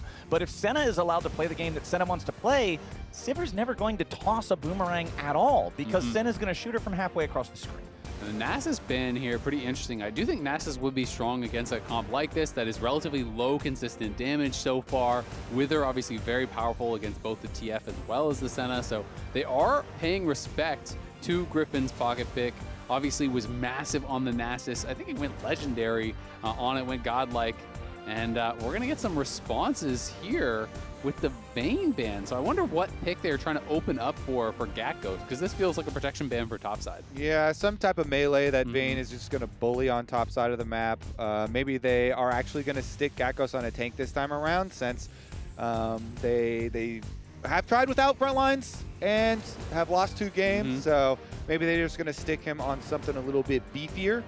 I mean, that's what I normally think. If you're going to ban Vayne away, you're probably wanting to play some kind of a frontliner, right? Like that's or something. Maybe. Yeah, like that's what Vayne abuses. I know this as someone who only played an immobile purple Scorp that would walk at you for over a decade. Vayne is not a playable matchup at any point of the game, so we're going to have the Nasus and the Gnar banned out by C9. Does FlyQuest want to ban another potential lane bully top laner, or do they just feel confident with the Vayne ban? Okay, they're going to ban out the Renekton instead. Yeah, so Gnar has been banned away. You know, they were worried on the C9 side that Gakos was actually just going to be playing the Gnar. But the top lane pool is getting whittled down quite a bit. It is some of those tanks that are still kind of, you know, notably absent from the bans, both from Fearless bans as well as from the pick and ban in this game in particular. And this would be interesting, you know, if they want to go with that Mbessa. Of course, it could be top, it could be jungle. It is a flexible pick. It is a powerful one, and it's also a bit of a denial from Griffin, who is someone who really loves to play it himself. And also Gakos is good at it too. And the compensation buffs that they gave Mbessa after increasing the cast time on her ultimate were really good. So she just like jumped right back up to being a very good carry threat. And Mbessa, whether it's jungle or top lane, I love playing with a Twisted Fate. So you've got a carry, whether it's jungle or whether it's top, having a Twisted Fate and a Nautilus for more CC to set you up and make it easier for your ult to land, even though it is a bit longer of a cast time now, does kind of solve that problem. And so regardless, Gakos knows I'm going to have to blind pick here since you have the flex, so I will go with that Cassante. This, I will say, is Gakos' best performing tank for sure. Because he's not an actual tank. He turns into an entirely different class of character by pressing a button. He is a little bit of a... tank adjacent. A cheat code. Oh, Shyvana makes her way in. Whoa. Super hype. Okay. All right, you guys talk for a second. I got to Google what her abilities are called now. Yeah, Shyvana got the buffs to buff up her Bruiser build as well. So going to be a very exciting one here for Griffin. See if he can be, I mean, they've built comps around him carrying before, and since they have a Lulu, which is, you know, something they could use with Nasus as well, they decide, you know what, it's fine. I'll be with the Shyvana as well. So spam in chat right now. Who is going to win this game based on the draft? Put in either C9 or FlyQuest. Vote now. You guys got it right in game number 1, so I'm curious who you're going to predict in this game as we get another new pick here from Griffin. Very exciting. I'm interested to see if we are going to get more of that bruiser style or if we're going to get the AP hybrid that a lot of people that I have been seeing are playing. You know, the kind of Duskin, Dawn, and Riftmaker route, that has been popular, but, you know, Kobe's pulled up the win rates, and it does look like Bruiser's performing a lot better for the most part. Yeah, the Trinity Force. So Kraken, I think, is a little too squishy, but you get to go the Trinity Force with the Spear of Sojin. Has been really popular and really been taken off. Yeah, that's the ones that I'm seeing in my high elo spectates. Unfortunately, because of my computer problems that I was talking about the other day, I can only watch about half a game at a time before the computer crashes. So I'm not getting to see all of the Shyvana performances. But I'm getting to see part of them. Sometimes I get the first half of the game, sometimes I get the second half. But the big thing about new Shyvana, the third attack of the Q when you're in Dragon form is massive damage. And I feel like the character's performance largely depends on whether or not you can get those high value third Qs. And she's super snowball. Like, this is a champion where if you've got money and you're in a good, condition in the game, then you can carry. But if you get behind, you become a sitting duck, and you're kind of just a target here for the enemy team. So definitely don't want to have any unnecessary deaths over Raptors like we saw in game number 1. Sometimes on Shyvana, you want to be greedy and you want to get good farm, and Raptors are very juicy because she just deletes them. But you do have to be careful. So the mind games and the wards around these jungle camps are going to be big, because if Blabber gets some early kills on Mbessa, then he's going to be carrying hard from the other side. Yeah, and it's just pretty cool to see Griffin bring this out. It's only the 4th time in Tier 1 that it has been brought out in jungle, has been played a handful of times in top lane as well. And it seems like it is mostly just the kind of that AD bruiser style, though we have had people mixing it up a bit. But right now we have Raz standing by with ThinkCard. Let's hear about it. That's right, got Coach ThinkCard with me now. Once again, incredibly creative player in Griffin, going with the Shyvana pick. Can you talk me through the option here? I'm sure you guys have practiced it quite a bit. Yeah, I mean, it's pretty good scaling. I'd say it's punishable early. If Blabber wanted to invade at level 1, he could and kind of take our Raptors, but Blabber's doing just a pretty standard clear, so already we're kind of avoiding that part of the game, and as long as he can get Triforce and get his camps, he's going to be really strong in this game. And then just talking about the previous game, because you guys found yourselves in a deficit early, but you guys were able to scrap it back to an even state. And you're actually just even talking about this level 1. Do you feel like this is pretty impactful, and how impactful is this 2v2 for you right now? I mean, if we don't get pushed in this lane, something's kind of wrong. So I'm happy that we're getting pushed. We have Sivir Lulu against all this. Last game, yeah, we were able to crawl our way back, but still we made a lot of mistakes mid-game, especially when we're running Bard. We should kind of be able to have an advantage between objectives. But we definitely were in a winning spot. Made one mistake, game was over.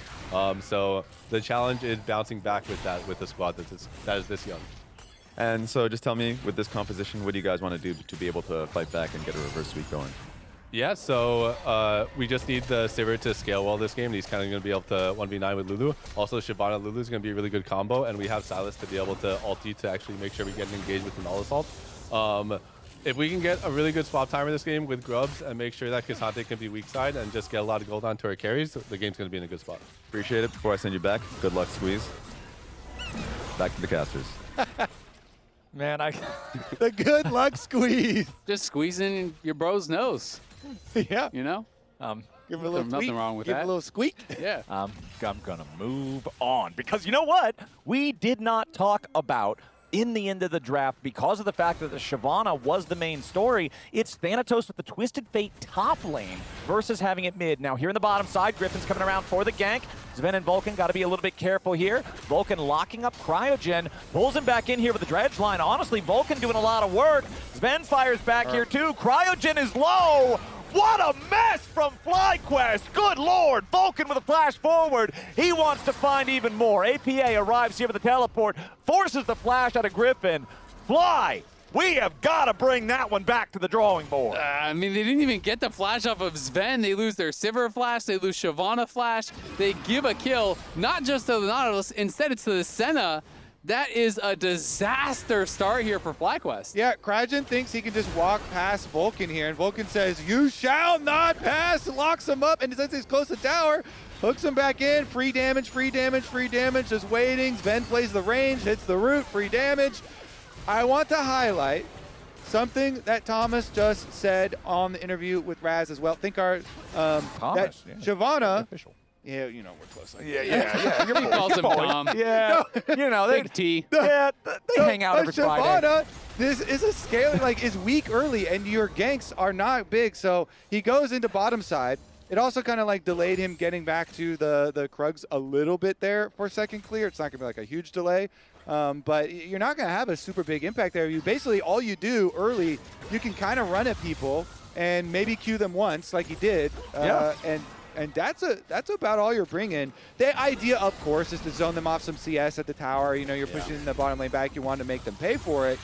But it all goes completely wrong so early on in the game that you have to have strong mental, at least, for FlyQuest to come back, since they're already at basically series point in this one. And I mean, it was going good in the bottom lane until that point. We saw Masu and Cryogen have the push, crash about 2 waves worth of minions into the turret, and because of the way the health worked with Zven trying to poke back at them, Zven didn't farm half of it. The turret ate half of the minions. They were in a great spot, but now that Senna that you set behind in terms of farm has a kill to his name? That sucks. Yeah, I mean, it's tough. Everything kind of going C9's way, but I want to talk about the top lane a little bit because, we never even got to talk about it. The Hui was the last pick. They flex this TF up towards top, which we've seen from Keen and from Wonder, and Knock has played it. So it is this ADTF that he's going to be playing up on the top side, which does kind of print money here. And Gatkos is playing a tank, which he has had way less success on, but we might have a fight here, so we're going to have to hold our horses potentially. Okay. Blabber's only level 5, though, I think. Horses are being held. Yeah. Level 6 here on APA, but it looks like, C9 doesn't want to full commit to this. Griffin, not only with the level 6, has all of his fury, ready to transform into that dragon form. And remember what I said earlier, the dragon form unlocking the 3rd Q, that's the big damage. Even if Blabber tries to go in, he is most likely guaranteed to die. Yeah, so right back on track there.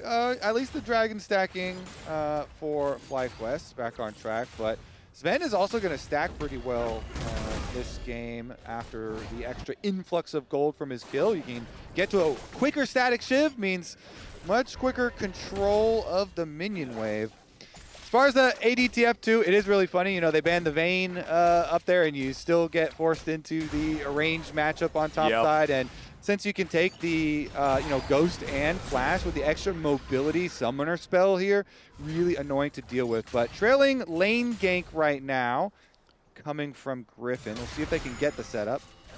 Yeah, and this is Gatkos on tanks versus carries. So Gatkos overall his stats, and then Gatkos only on carries. You can see his stats are actually very similar to Thanatos. He has incredible stats when he's playing carries only, which he did the last 2 games, but they lost with that. He has not really been able to perform on tanks. It's been less about the lane and more about his mistakes in teamfights, in my view. I do agree with what you guys were saying earlier, that K'Sante is kind of like his best tank because it can kind of play that diving style that he is so good at.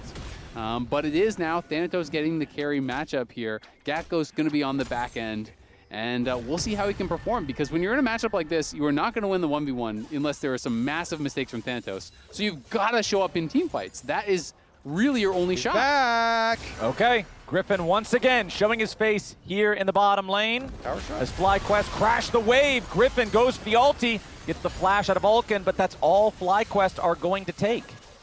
Not bad. I mean, you get the flash, you get the ghost. It's at least something. You know, he's staying efficient, with his farming. So just going to be going right back to farming here. Gets down there. Didn't waste a lot of time. I don't really mind it. I also want to see how much was lost mid, if anything was lost mid there for APA with the Hui as well. It looks like it was Cannon Wave, so got right back. And grubs for Blabber should still go his way, even though Quad is going to look at them. So not much you can do since your jungler showed on bottom side of the map, and then Bessa continues to farm as well. He can look, but he can't touch. Yeah, you can look. You can place a ward in there. Everybody can look, but no one's touching. Except for Black. Boys. Okay, let's... grubs have been slain. Yes, Blabber has taken the grubs. And those are secured by C9, who already have a 1.2 thousand gold lead. You can see the recall being channeled now by Gatkos as Cryogen and Masu have made their way up into the top side of the map. It's not like they have anything to fight for in the bottom river right now. Still 2 minutes until the next dragon shows up.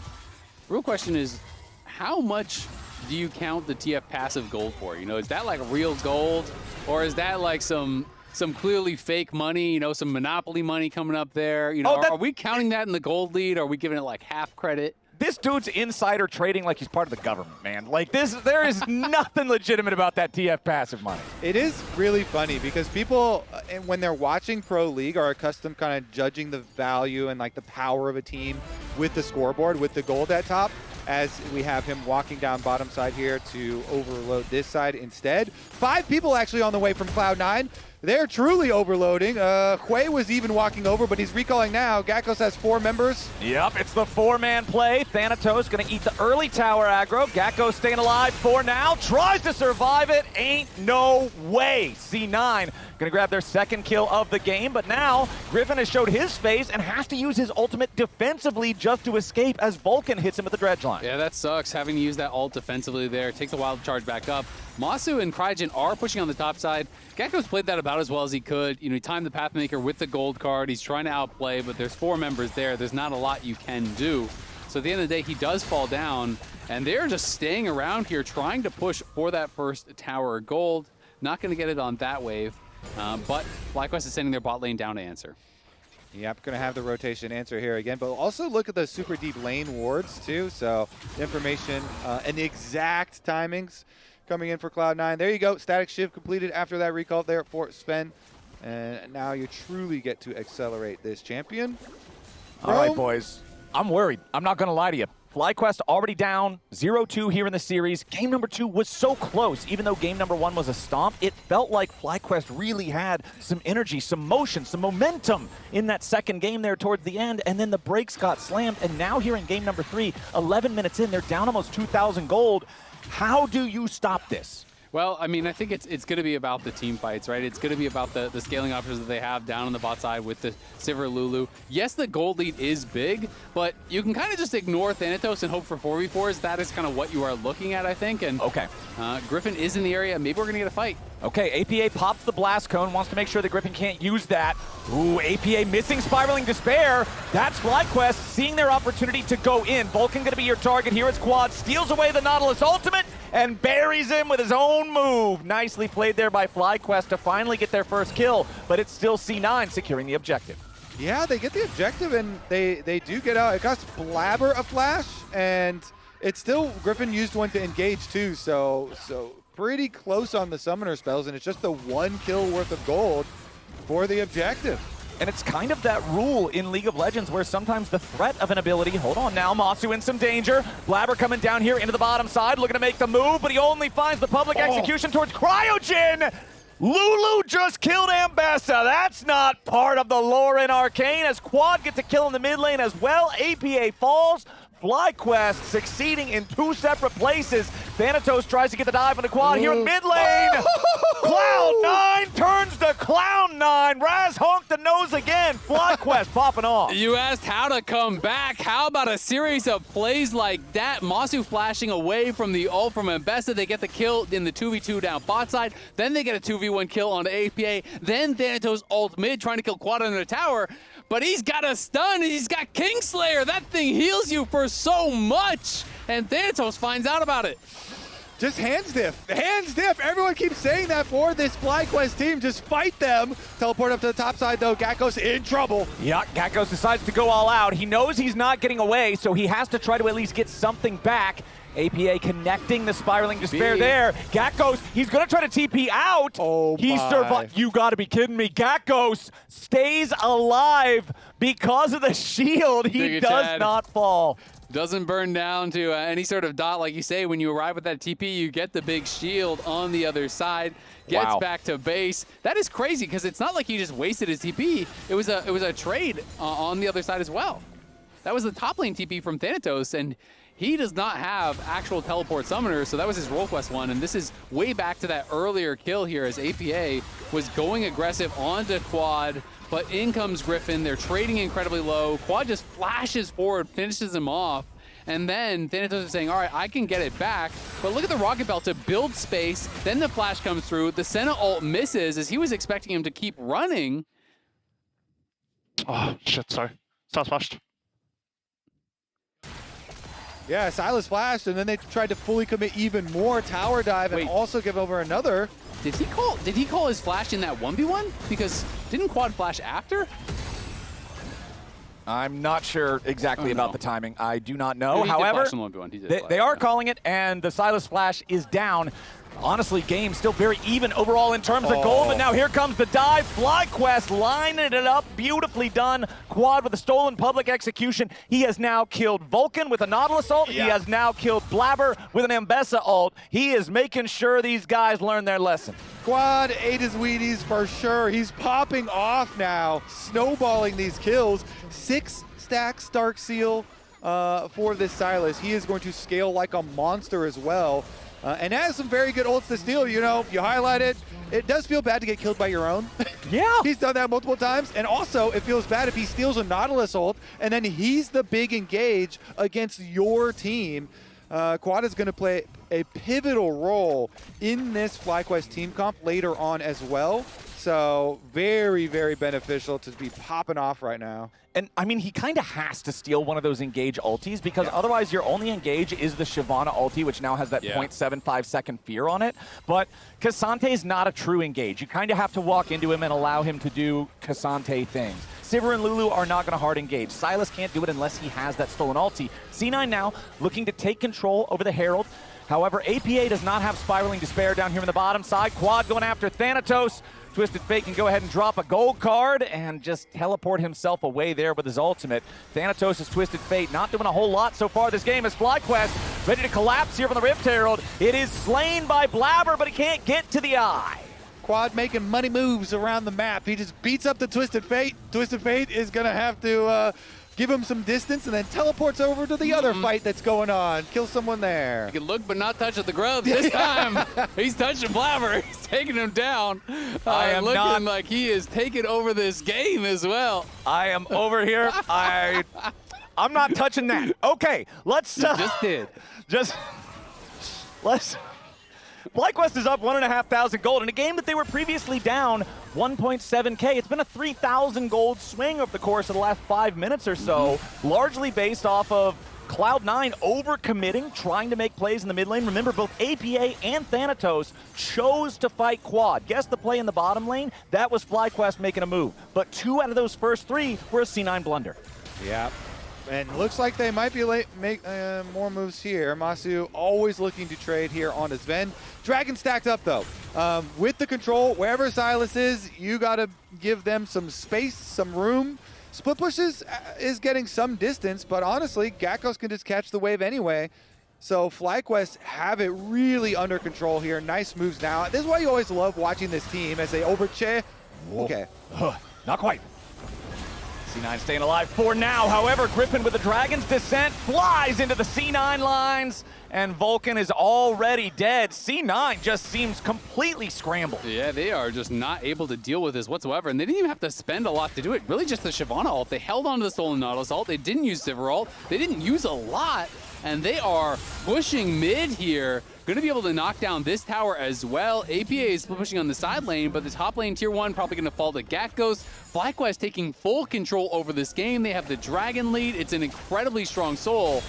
Ooh, but now Griffin in some danger. Gets caught out there by the gold card, flashes over the wall, and Blabber aims crooked there on the public execution. So now they got to use the Hex Gates to try to catch up, but FlyQuest is working to protect their top laner, and that just means, or their jungler, excuse me, and that just means Blabber is forced to flash back over the wall. Yeah, Blabber always really wants to punish Griffin after Griffin starts taking off, it looks like, in these games, and wanted to Hexgate over to chase him, but the rest of the teammates were there, so he immediately has to flash back over. Now a teleport in for a teleport flank mid. Sven knocked up by the stolen Nautilus ulti, and here comes Gakkos. C9 got to try to get out as the Twisted Fate ulti ready to channel. Blabber is already down. FlyQuest has woken up here in game number 3. It is a combination of FlyQuest excellence and C9 foolishness that has brought us to a 3,000 gold lead for Fly. I mean, FlyQuest will challenge you anytime you want to fight. They are down to fight. Quad had the outplays in the 1v1 in the mid lane, then had the outplay on a Thanatos, then had another outplay in bot lane on Thanatos again. TP's in. They're finding play after play after play. And I think you got to give a lot of credit to FlyQuest for this, especially after how last game ended. Such a devastating fashion for them. And I want to bring back up the jungle matchup here. because it actually has been so good for scaling here for Griffin. I mean, Shyvana, we talked about, all right, you start a little slow and you're going to scale on up here as the bruiser. Griffin has absolutely taken over. Every time they make these plays, he's also taking jungle camps, because Shyvana can delete them. And so the jungle CS discrepancy as well is kind of ballooning for him. And now you're at your peak, your 2-item power spike with the tenacity from your Merc Treads. So you can just stay in there, stick on people. You have 3-level advantage over Blabber and the 2-item power spike.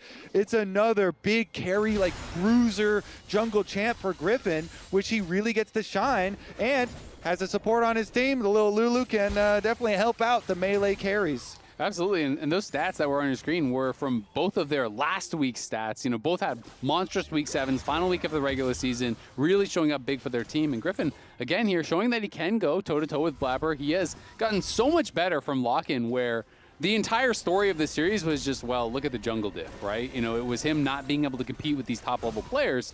And here he is, like you're saying, on a champion, scaling well, in a great spot, up almost 50 CS, has 60 stacks of the scale mail passive, so that is, you know, really going to make him a lot more tanky than you would assume with this build as well. 38.8 thousand gold for FlyQuest, 2,500 above their counterparts in C9. Sven's stacks right now. Oh, looking kind of low. Yeah, this is not a Senna that is primed to hyper carry the game. And we talked about TF and kind of the fake gold from TF passive. You know, it is kind of like, you know, champions bounce around that, but he has over 850 gold from his passive, and he's only up 860 gold. So basically, he doesn't even really have much of a lead over Gakkos. You know, the champion is balanced around having more gold in the kit. Yeah, and it's all about how you're going to use it too. So rapid fire is done. Does that actually make a difference? Is he going to have a good, thank you, observers. Is he going to have a good opportunity to play around gold card timings, and they're going to like layer their point and click CC? It seems very difficult for this game. Well, I mean, also, Twisted Fate feels at his most powerful when there's a lot of good targets for the gold card to hit. Cassante is not a good target. Shyvana is not a good target. Sivir is not a good target. Lulu can ult Sylas if he gets targeted. I just feel like there's not as many opportunities for Thanatos in this game as you would normally want for a Twisted Fate. Yeah, and that Sylas is jacked, too. We kind of looked away and we're like, oh, look hangs at out this. with the coolest dudes. Goes to the hottest clubs. Wears the freshest clothes. I mean, it hangs out with Griffin, right? We're all talking about the Shyvana carry, but the origins of this were with the Sylas, and he's got his like fully stacked Dark Steel, so all the extra value, and he's split pushing right now, getting a lot of extra money. They're kind of trading with top and bottom side at the moment. Eventually, the extra person here for Cloud9, they do get the actual tower itself, and they've clearly opted to, okay, fine, you know what? We can't fight you. You're stronger than us. We're not going to fight this, so we'll try and get the tower gold instead for Cloud9, but this is great news for FlyQuest. Yeah. I mean, Hex Soul is terrifying, right? And I think about Sivir popping ult, getting sped up by Lulu, running at you with Hex Soul. That is a nightmare. You know, that is really, really difficult to deal with. So, you know, C9 definitely in a tough spot, but even from a more difficult spot last game, after FlyQuest had that great Baron play, take that Baron, one play ended the game. So FlyQuest, you know, cannot be comfortable here. C9 definitely have the ability to bring it right back with one great team fight. And Griffin trying to keep that pressure on. Yeah, and he's doing a good job at it. Smites away the Gromp. Again, just invading the enemy jungle. Blabber has Sundering Sky plus Voltaic, but it just doesn't feel like a powerful Ambessa as a teleport arrives into the bottom lane here from Gakkos. Seeing if he can maybe find some sort of a flank angle here on a C9. Quad stealing away the Spiraling Despair as the ulti from the Twisted Fate is about to come in. C9 firing back right now. Vulcan staying alive only for a moment. Abscond, Abduct finds the target. Thanatos about to drop here as well. C9's team fight just sucks. FlyQuest engage all the way. They find their mark, and they find it 3 separate times. It's beautiful. It starts with Griffin just bullying Blabber out of his jungle. He steals a Gromp in front of his face and then watches him recall from top lane and says, all right, boys, let's go engage on C9. Their jungler is in the fountain. And they just get the teleport here from the Cassante. So you can see Blabber now walking from base because he was pushed out, as we were talking about. And their teleport in from Gakkos means they just pincer the people in mid. Yep, and Geckos, knows Thanatos is pretty much dead to right, so he just goes right past him, forces the flash onto Sven. They get even more. As soon as Blabber is dead, you know it is eyes on the Baron there in the Pagoda moment. Going to be able to claim that Baron. No need for a steal when you're running the game. You get that Baron uncontested. I love how FlyQuest, when they do have the momentum, they're feeling themselves. They keep making play after play after play. They're taking these. They will use that advantage like blunt force trauma, like run straight into you, push you out, and then force the play, immediately get this Baron, and now pushing to try and get even more of a secure hold. If they can get these secondary towers too before the Dragon comes up, because we have a slight pause. Man, Blabber is having a real stinker of a game. 0-5-1 on this Ambessa. And it's not like we're talking about a jungler that brings a lot of utility to the table, something like a Maokai or a Sejuani. When you're behind on Ambessa, you are a granny cannon minion. A Granon minion.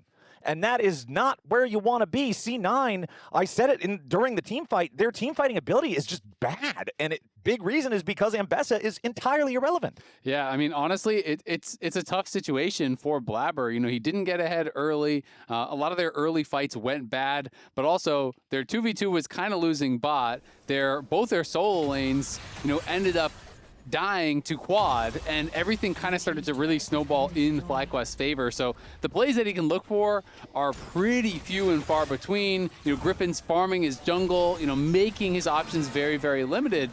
And when you're playing this Ambessa plus Nautilus looking for that hard engage, but you're way behind in gold, most of your fights are going to look bad. Yeah, Griffin's been farming Blabber's jungle and his own. He's level 17 right now. That is 4 levels over Blabber. And Blabber, if this is to be believed, the UI right here isn't even close to taking over his next level. So, yeah. And we just did see Shyvana, I guess the 17 has not updated on the scoreboard, but we saw her. He is level 17. Yeah, we saw her in the river. And so that is like a very real whole 4-level lead. Do you know how hard that is to do right now in the current state of like comeback experience for jungle? Yeah, Junglers complain about it all the time, like, how come I can't blast this guy harder? Well, Griffin is blasting that hard because he's farming so much of Blabber's jungle. Sure, dude. It's hard to get your catch-up experience if all your camps are gone and you don't get like kills. That's true. Yeah, there's what are you catching up? What are you catching up with? You got nothing over there. I mean, it is crazy. 3K gold lead. He has more farm than anyone on C9. Yep. That's a rare thing to see. More farm than the 80 carries. A jungle flame horizon is so rare, he could actually do it. The only person with more farm than him is his own Sivir, who literally auto-attacks the entire wave at once. Now I'm invested. This is all I care about now for this game. I think that FlyQuest are for sure going to win. I just want to see Griffin Mega CS. If FlyQuest lose this game, all 5 players, League of Legends isn't their calling. They need to just go put in their application for Major League Baseball, become pitchers, because that's a hell of a throwing arm. FlyQuest loses this game, it really hurts their chances in this series, I will say. It does. Yeah.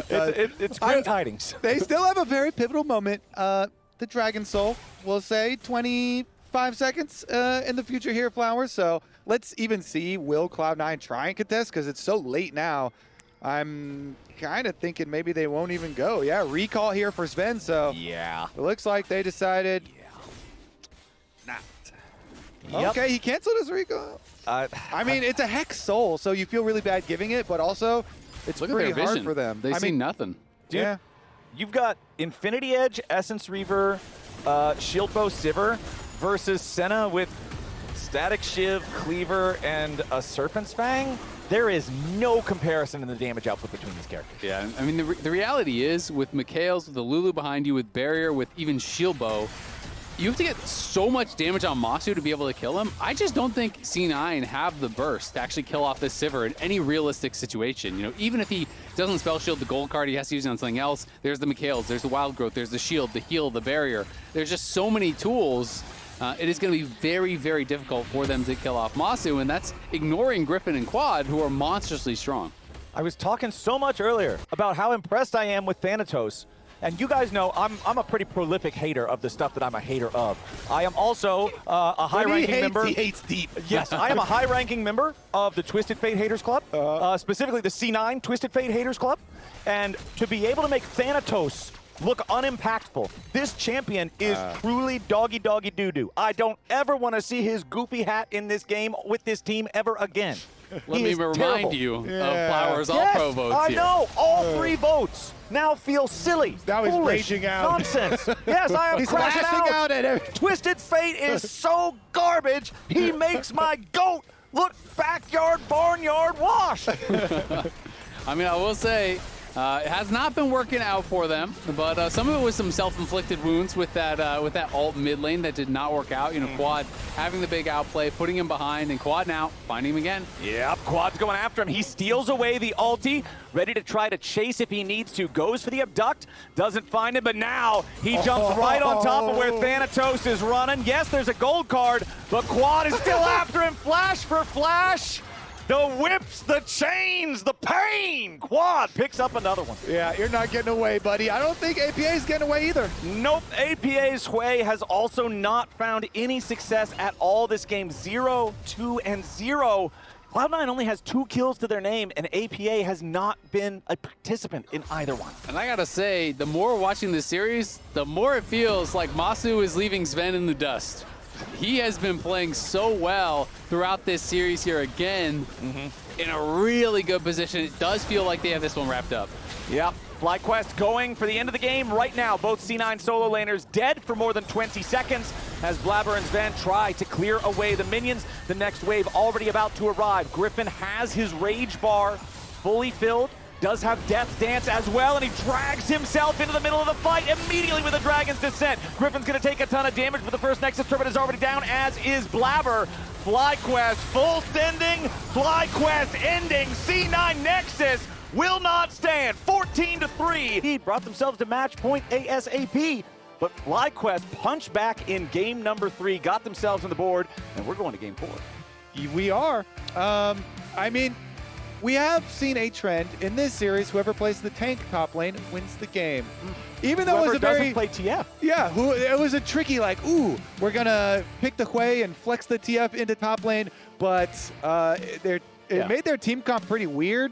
Obviously, all of the, hands checks did not go their way, and so that You're focused on the tanks. Into I'm focused on the fact that whatever coach squeezes Raz's nose has also won the game.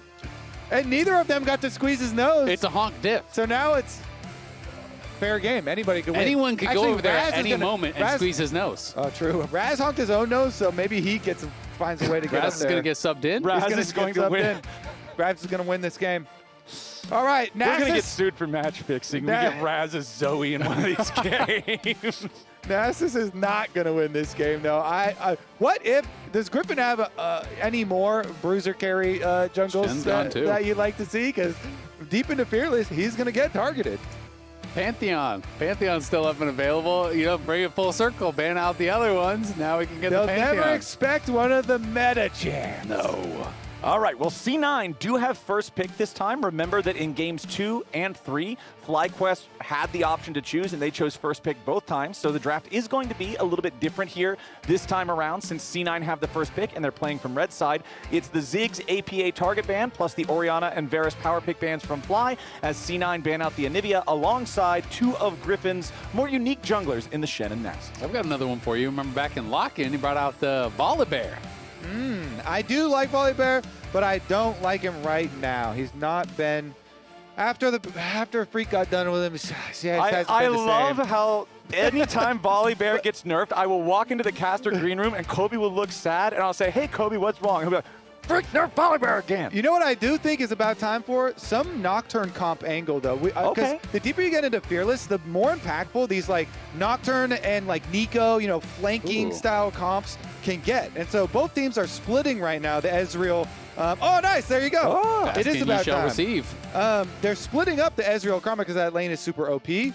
And they get the Nocturne for the hard engage onto it. Well, the stats just popped up when it was locked in, and for the amount of draft presence this character has, for the amount of bans that often get spent on him, his win rate is ass. 3 and 8?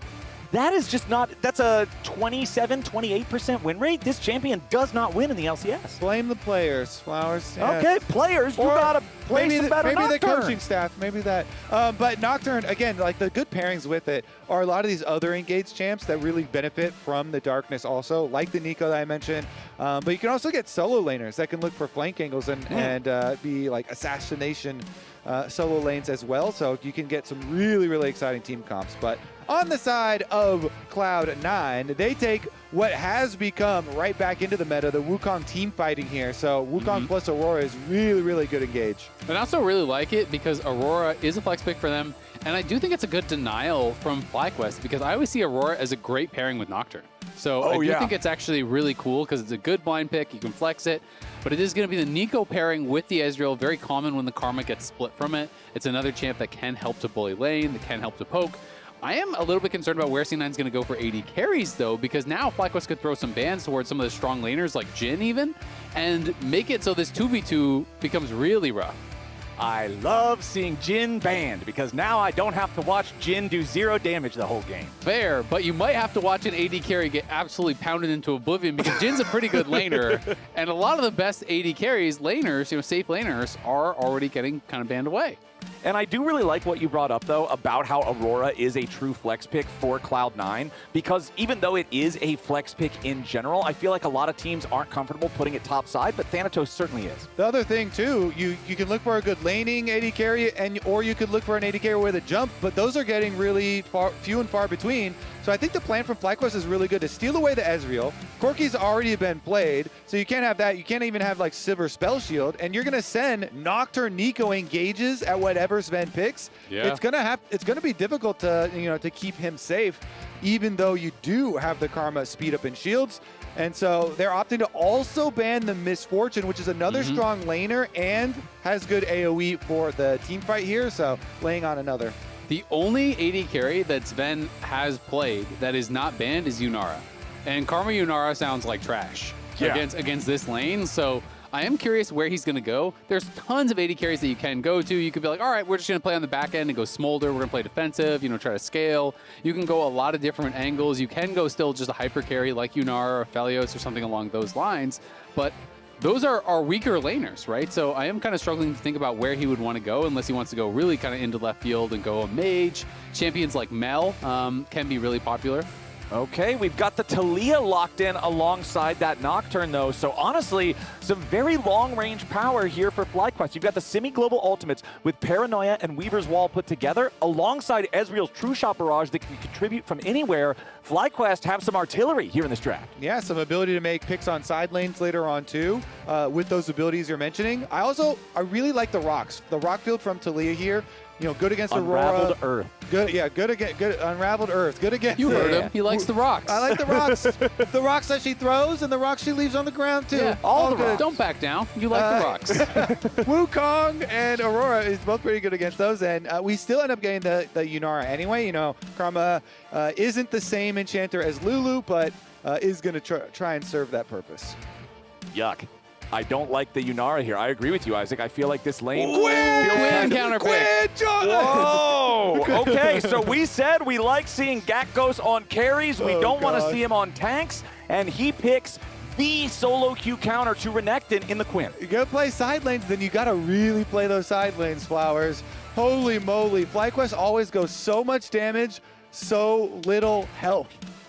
Yeah, no plays for it, obviously in the LCS so far this split. It's only been played twice globally, once by Knock-Knocko and once in another league. So, has not been getting a lot of play, but this is the old school counter pick. I've never really seen it do that well in pro, even when it becomes a bit meta. Usually they kind of struggle. Gonna be curious to see if it is cleanse, which is kind of the more common. Generally flash cleanse is what we would see. In solo queue, you see a lot of ignite flash and people just kind of deal with that. But if you are not playing cleanse, it can be problematic if you're getting ganked. Now, spam chat, which team won the draft, C9 or Fly? You guys have guessed C9 twice. You were right one time, wrong one time. The win rate has plummeted for the fans in chat. Personally, I think most fans are really going to be scared to bet on Quinn. So I think that they probably will bet Cloud9 again. Also, Cloud9 probably has a bigger fan base getting those votes in. But what about the rocks? but them rocks though. How many Twitch chatters like rocks, like Kobe? Do you like rocks? That's my new, actually that's Do a you new like poll. rocks? Do you like rocks? The Vote fan for base Fly. might also betray you, though, because a diehard fan loves nothing more than to hate when their team has a bad draft. So if you think that it's bad, you're going to be spamming "I hate this" more than anyone else. True. True. Okay, so this comp, though, is so all in on playing squishy, but playing very aggressive with high damage in spreading the map. You have Quinn's split push. You have Nocturne to punish side laners. You have the Talia to surf over and make picks as well. And then even when you get to the objectives, you're going to have Nocturne Darkness to allow Nico's engage. It's like really hard sometimes to do Nico engage from support Nico because you're squishy. But with that extra vision control that you have, if they can get their leads and use the high damage that they have, then maybe they can push us to a game 5. Bad barrier there from Masu. Didn't block a whole lot of damage. But I'm thinking back to last year. And I believe it was last year where we heard from Inero in an interview, and he said he's good for 2 drafts.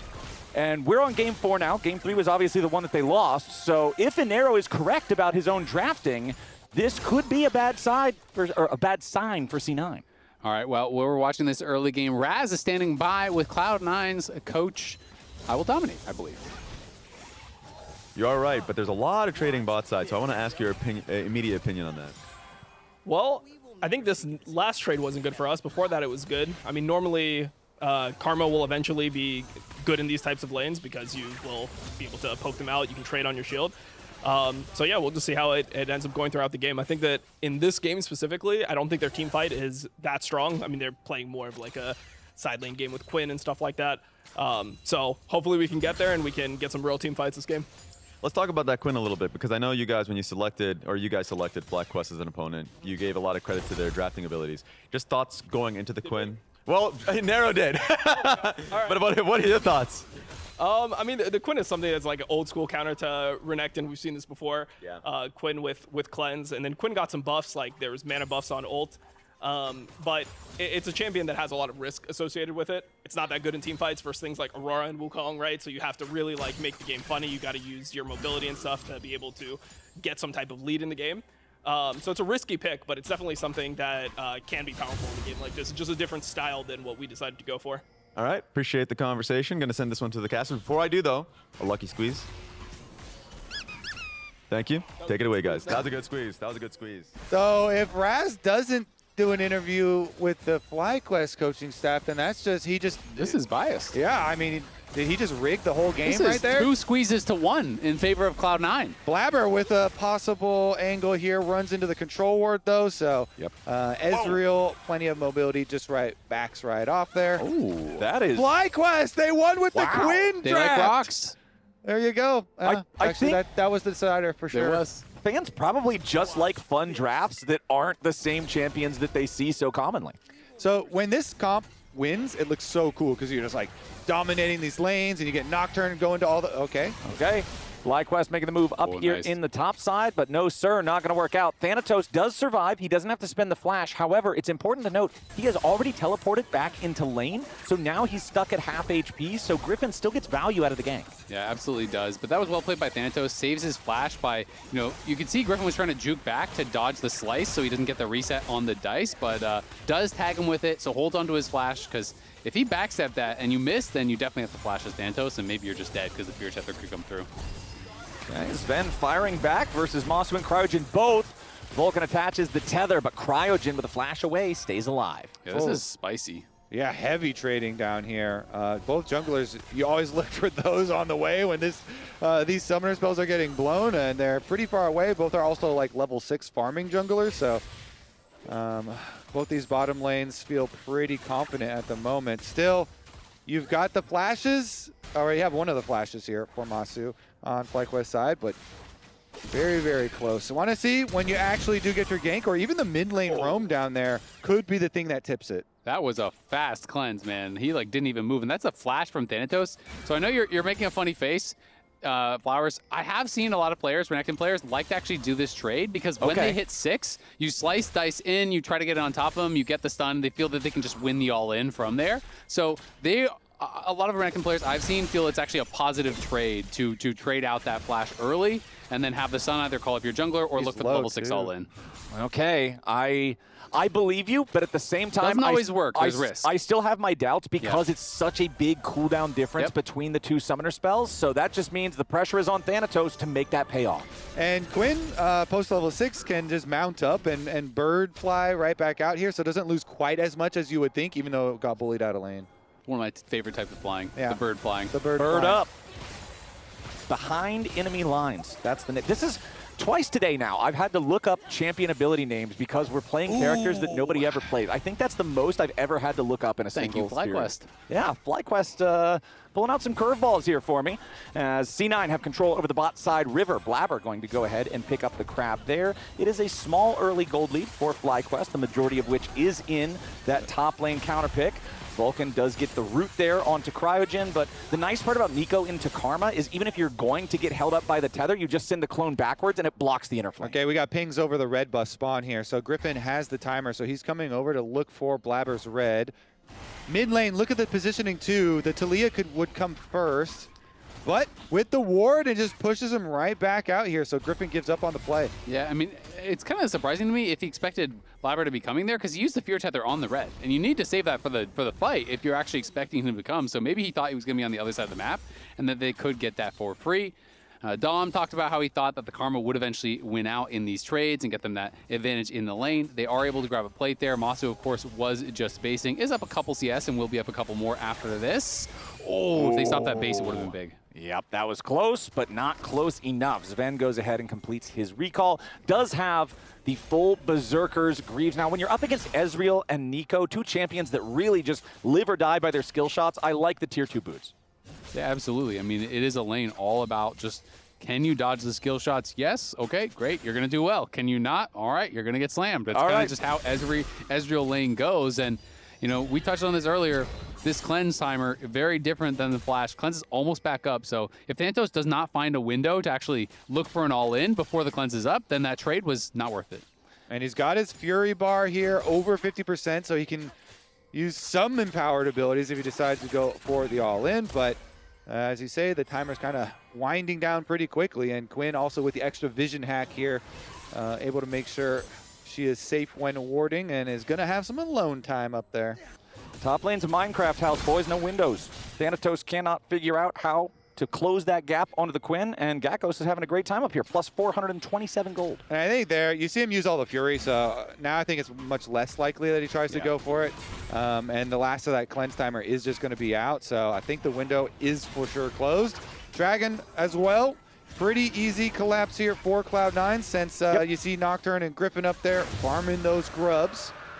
That being said, even with the gold lead for Gakkos, you know, Dom touched on it. Everyone knows it. Quinn, it's tough to team fight on this champion. Unless you can kind of get, you know, around behind and get in on the AD carry and zero them out. It's very, very difficult because you're looking at Wukong, you're looking at Aurora, you're looking at all of this burst. You fly in there, you get knocked up by the Cyclone. Cleanse or not, you might just be getting one shot by the damage coming out from Aurora thereafter. So Gakkos, it is important that he builds this lead. And one of the strongest things about the Quinn is just the amount of move speed you have as you get multiple ranks into the ulti. You know, when you're at level 16 especially, you move around the map so ridiculously fast that you can push the side lane, force someone to answer you at a tier 2, and 10 seconds later, you're showing up for a dive in mid lane. Yeah, the specific stats, since I have it pulled up here on my monitor, 70, 100, and 130% move speed values in ulti form as you get ranks into the ability. So very, very mobile across the map here for the champion. But honestly, almost 9.5 minutes into the game and still no first blood. I'm a little surprised. Honestly, with Wukong and Nocturne, I was thinking with the heavy trading, there was going to be a play on bottom. But as you say, they're right back into another set of full clears from top side down to bottom side. So we have a little bit longer to wait for that play. And I feel like if you're C9, you're very happy about the fact that this game is going slow because they're playing a much more standard comp. They're playing a comp that just wants to 5v5, that doesn't want this crazy, chaotic game. FlyQuest is trying to create advantages through side lane, but Gakkos could be in trouble here. We'll see if they're sneaking around on him. Yeah, Blabber's making his way up top. Thanatos goes for the flash, Ruthless Predator. Gakkos has already spent the cleanse, now goes for the flash, trying to get away, but Blabber's ready to follow. Here with the R1, R2, don't matter. First blood over to Thanatos. There we go. The jungler's getting involved now with the flash, with the ultimate from Blabber. They can secure it. And honestly, the CS difference is not very big, so the Quinn didn't get a lot of advantage even with a long time of 1v1 laning. So Blabber bides his time. He makes it count here for Thanatos, and Thanatos is taking that gold lead.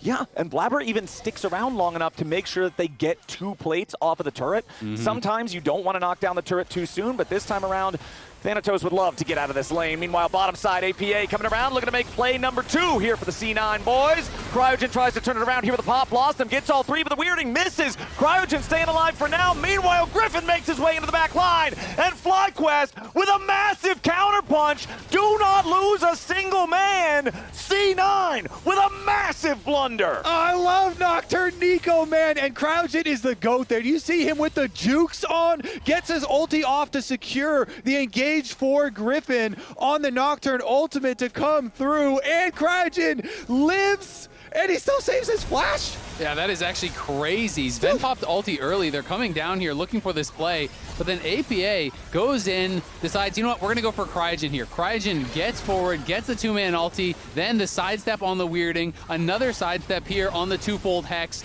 Griffin arrives, APA can find nothing, and Kobe likes rocks. Quad arrives and helps to knock him down. Man, the APA play there was just... I'm struggling to see what he was seeing, because he goes across the veil only to jump right into the Pop Blossom, then fires his weirding to the side. It could not have gone worse. I mean, I guess he hit the 2-fold hex on Damasu, which didn't matter, but both of those spells, the W and the E from the Aurora, critical misses. And I could kind of feel that was happening because you saw on the minimap the Nocturne was heading down lane. So FlyQuest also were looking for a bot side play anyway. And since Cloud9 had just invested Blabber and the jungle presence in your resources to topside play, it does seem a little bit greedy to try and over chase and make a long play on bottom side. Maybe you can say, all right, we just want to make a really quick one. Maybe we do a surprise, but then we back off. But to extend like that and fully commit when you know they have Nocturne and Talia, who you were highlighting, Flowers, of having that mobility across the map. And FlyQuest were clearly already looking bottom lane. That Nocturne ultimate immediately popped, and very big bounce back for FlyQuest there. Especially knowing Blabber had just spent ult and flash on the top side, right? So he's not going to be there for you. APA tries to make a roam. This one obviously does not work out, but it's a good punch back here for FlyQuest, and it is still about a 20 CS lead there for Gecko. So he is slightly ahead in gold, despite Thanatos getting that kill off of the double flashes being forced. So we'll see if FlyQuest can get up there and help Gatkos, because it is definitely not a matchup that you want to just kind of be even in farm and bleeding out. You want the Quinn to be able to always have the push and be able to be the one with first move. That really is the advantage of this champ. Dragon spawning now, 3 seconds away. Meanwhile, bottom side, Sven versus Masu. Sven gets the slow there with the Arc of Ruin, forces the flash out of Masu. So with the Ezreal down to 25% HP, no flash available, no barrier either. Even if he has Trinity Force and an almost fully stacked tier, he's in no condition to fight. Yeah, Masu just kind of overestimating his position there. Step forward, didn't have the shift cooldown just yet, wanted to stop the base from Sven, but got too close, and Sven punishes him very easily. That could cost them the attempt at the Dragon, because Masu's still running from base, and this is going to be gone likely before they get there. Yeah, Cryogen's pretending to be Masu, but C9, of course, knows that he shouldn't be around here. The Infernal Drake going to be claimed there by C9 as Griffin goes in, tries to find the kill onto Blabber. True Shot Barrage comes through. Blabber very low, trying to get himself away. Tether drops down to Griffin, who's forced to flash back over the wall. Oh! A big Pop Blossom from Cryogen for the second time this game. FlyQuest are going to grab a kill off of it, but Sven gets Cryo back. Now he's going to find a second one there on the Gatkos. Sven with a double kill, trying to outplay him and slay him as Masu goes forward, needs a couple more auto attacks. Finds them, and FlyQuest get a full ace 14 minutes in. Oh my goodness, that engage was huge. They knew Blabber had no flash, so they start. Griffin, he's like, fine, it's okay if Masu is going to be a little bit late. I'll start it early. I'll try and go for the smite timing. Even though they don't get the 50-50 flip on the smite timing, he still knows he can put the pressure onto the Wukong, force Blabber's flash over the side, and then the wrap around from Gatkos from one side and Cryogen straight up the middle with the Nico really brings the team fight together for them. I mean, this was just beautiful from FlyQuest, and this is what teams will tell you when they say, you know what? You don't expect them to fight you because Masu just got pushed back to base. He just lost his flash. They're not supposed to be here, but they will show up and they will fight. Gatghost does TP in, accidentally uses a cleanse there. You can tell he's used to that being on a different keybind, but arrives behind, finishes off Blabber, and then this sick engage from Cryogen. Everyone piles in here. Masu and Quad are just going crazy on the other side of the fight. Griffin is just buying time for those carries. Gatghost does fall, but even with low health bars here, Quad and Masu go forward, pop in the barrier, finish off the kills. Masu barely survives, and they win big on this fight. Good spell shield from Griffin, too, that saved his life. Nice, guys. Holy shit. That's the right response to have after a pop blossom like that. And now APA trying to get away here, but Griffin again making the moves down to the bottom side. Seismic shove seals the deal, and Quad is on a killing spree. That's rocks. Honestly, though, all Nocturne right there. When you're going to ult onto the Aurora, you know immediately just start running towards the center because there's not enough distance for her to break the tether on going through the side. And so Griffin still gets the tether, and they get the chase down on the kill. And that's the difficulty, you know, when you are playing against a Hexblade Nocturne, you're getting all of the move speed from the ultimate, you're getting the move speed from your Q that you're on. It is hard to actually get away from this, even with Across the Veil, even with the Rocket Belt. APA cannot stay safe. He does get the flash off of Quad, as it is a bit of a chase down, but Quad is now on a killing spree. Quad and Masu getting very strong, and Quad in particular now almost 2,000 gold ahead here. FlyQuest really taking control over this one. FlyQuest taking control over not just the game, but it seems like they're taking control over the series itself. Game number 3, they finally get themselves on the board, and now here in game number 4, they have a commanding lead. I believe this is by far the largest gold lead early on so far in the series, just about 17 minutes in, and it's over 4,000 in FlyQuest's favor. And now you get the fun time of the game because it really shines when the outer towers start to go down and you have more room to play with these Nocturne, Talia, and Quinn plays. We saw one of them on the side lane, you know, punishing APA. But those will continue because the cooldowns on those abilities not that long anymore. Everybody has at least their rank 2. So ready to make the repeat plays. And it is crazy to think back to the second game, which FlyQuest, it felt like after that Baron steal, we're on the march, and Masu was giga-fed, and it felt like, hey, maybe they're actually going to win the game from this position. But Sven finds a critical arrow with Masu having no cleanse, with Cryogen having no Mikhails. They pick him off, they kill him, they just end the game just like that. If FlyQuest had won that game, you would be thinking FlyQuest are about to take this series 3-1, but that is the difference in a series like this, is these little moments, these little plays that can just completely change everything. And we'll see, because the next fight is actually going to be really important here for Cloud9, because even though they're down almost 4,000 gold, they still have really good synergies for 5-on-5. You know, their team fight can be quite good. They really do need to mark the Nico, though. Cryogen has been quite good, and he can really be the difference maker. Whoa, he stole it! Masu's true shot barrage stealing away the red buff. Nicely done there from the FlyQuest AD carry. 2-0-5. Trinity Force plus fully evolved Muramana. This is exactly where you want your Ezreal to be for this upcoming fight. All right, mid lane priority, though, for Cloud9. They're trying to do the early work when you're trying to approach this dragon. Mid lane priority, control wards here all around it. So they're heavily invested in this team fight. This is a big one. C9 looking to invade the enemy jungle, maybe set a trap here around the enemy red buff, but the problem is FlyQuest already has a red buff. They're feeling all right as Thanatos goes in, drops the Stride Breaker onto Gatghost there. The Quinn forced to pop both summoner spells, and only with about 1/3 HP remaining, Gatghost is in no condition to fight. Yeah, Gatghost had actually used his Vault just before that for the trade. APA got to be careful here as FlyQuest approach the Drake. C9 have control right now. Griffin only 40% HP, turns off the lights, ready to maybe ult in, but the Cloud Drake is already secured by Blabber and C9. Griffin's got to be careful, flashes back over the wall. Vulcan under pressure, C9 looking to turn it around. Masu's going to get caught. Masu shot down. Gatghost finally arrives as C9 are still fighting. Thanatos goes forward. Gatghost, no summoner spells, keep it in mind, but he gets himself away for now. So C9 going to take objective plus 1 kill. That was actually such a big series of plays there from Thanatos. You know, Gatghost had used his Vault in a trading pattern right before that, so then Thanatos flashes on him, stuns him to get the cleanse, but now you don't have Vault to interrupt Slice and Dice, so the Vault, you know, you're not going to create any space with a flash. He just Slice and Dice right after him, pushes him back to base with no sums, then TPs into the fight earlier than Gatghost, kills off Masu. That was huge from Thanatos. We'll see if he does get caught in this side lane, but I mean, APA is behind him. I don't think anything's going to happen here.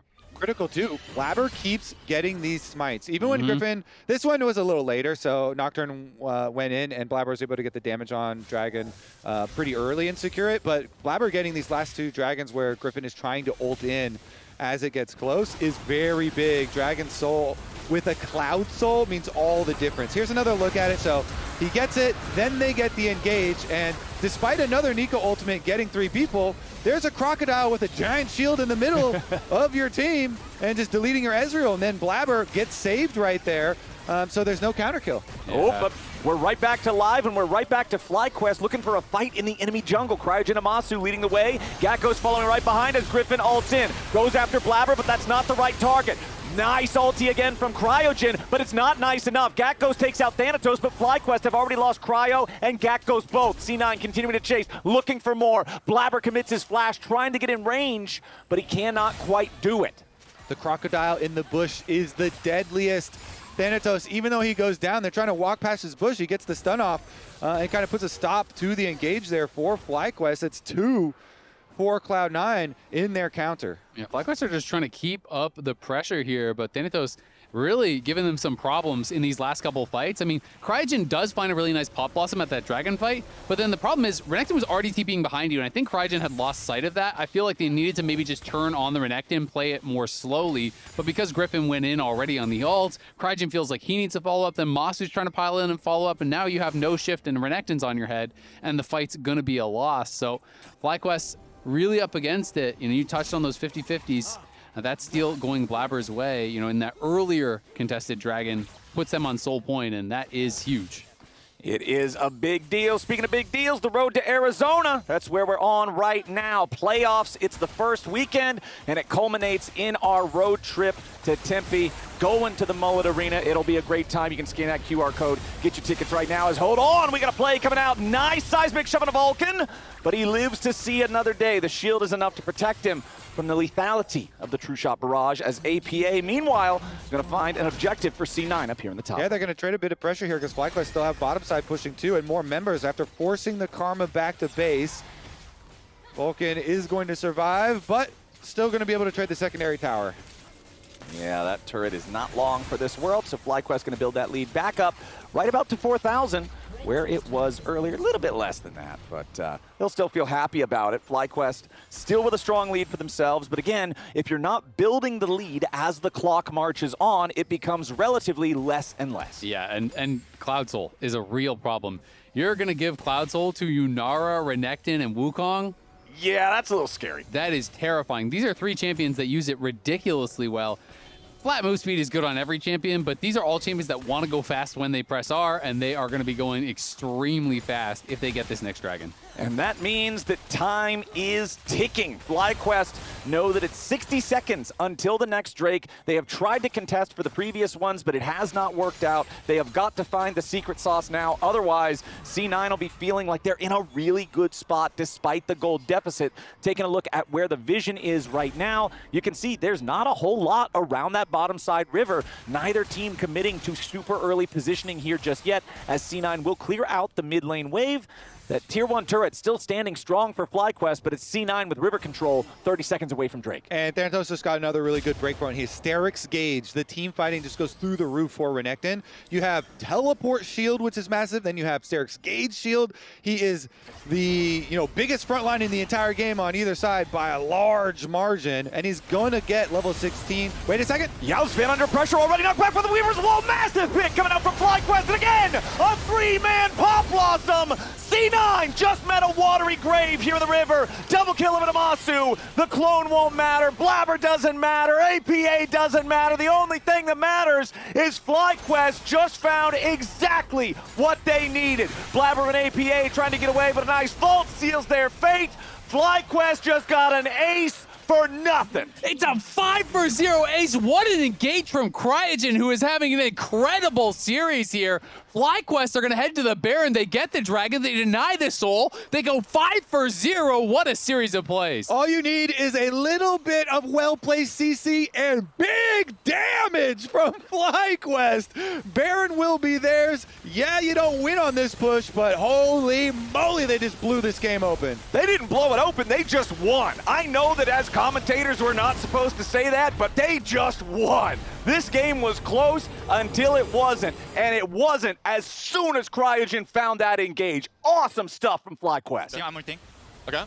Fighting hard up. It's the ulti. It looks good. It looks good. Watch. Look, good call. No flash. Look on, please. Look on. Run. Has flash. Drake and Baron. Yeah. Kong very low. Aura has ulti, right? And the initial pick as well, so critical there. Just deleting Sven in mid, but we're going again. Yep, FlyQuest aren't done. Griffin flies in, chasing after Blabber, not going to get the kill unless Cryogen has something to say about it. Now Thanatos also having a retreat. And yeah, Cryogen finds that big 3-man engage as the secondary part of the play, but it's Quad on his 4-0-10 Talia with the Weaver's Wall perfectly placed, knocks Sven to the side, and that Ezreal is dead and buried before the rest of the team even knows it. I say it again, I love rocks! Good job, Quad! That was insane! I mean, Quad was playing that so well because even if Sven flashes that wall, you are flashing into Cryogen on that flank. So that was such a beautiful setup from FlyQuest here. And I think a lot of people are going to be saying, you know, Sven, you should have flashed that wall. You shouldn't have got caught. But hey, if he flashes right into the Nico, the result is kind of the same. Quad is having a great series, though. This game now up 2.5K. You look at the whole top side of the map. That is a monstrous lead. And it really kind of is up to Sven, who the only saving grace for C9, at least Sven didn't spend summoners after getting caught. So maybe you can have that incredible team fight now that he has that IE.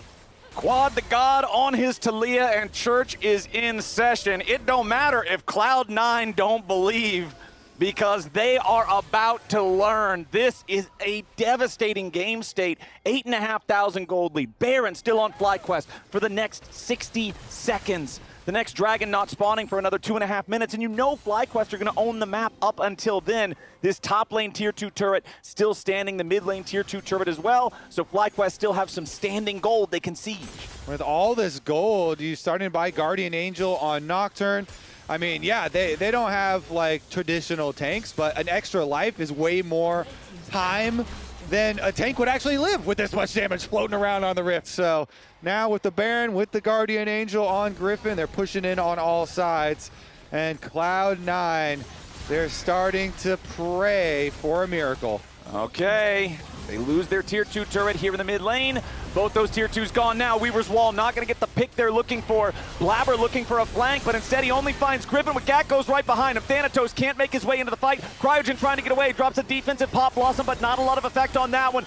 Beautiful double root coming out though, as now Gatghost will finish the kill onto Blabber. FlyQuest going to try to run down the rest of C9 here. Griffin with the Guardian Angel flashing forward for the kill there. Killing spree as he takes out APA. Gatghost putting pressure onto Sven, gets the barrier out of the Yunara. Sven still with a flash, however, as FlyQuest are once more going to win a team fight without casualties. Nice escape there from Cryogen. The double root was big, and also Gatghost was pushing down that bot lane. Look at the bot wave. No one is answering that from C9. He pushes that out, and then he just arrives so fast with the movement speed that Quinn has. I mean, look at this. It looks like you're glitching out. You're going so fast. He came over, kills off Wukong, forces the barrier and the ult from Sven, getting a lot of pressure down playing the map. How can you not love this FlyQuest squad running jungle Shyvana, you know, throwing down the Quinn, the jungle Nasus, all these picks, the confidence that they have, and to go outside of the really big meta.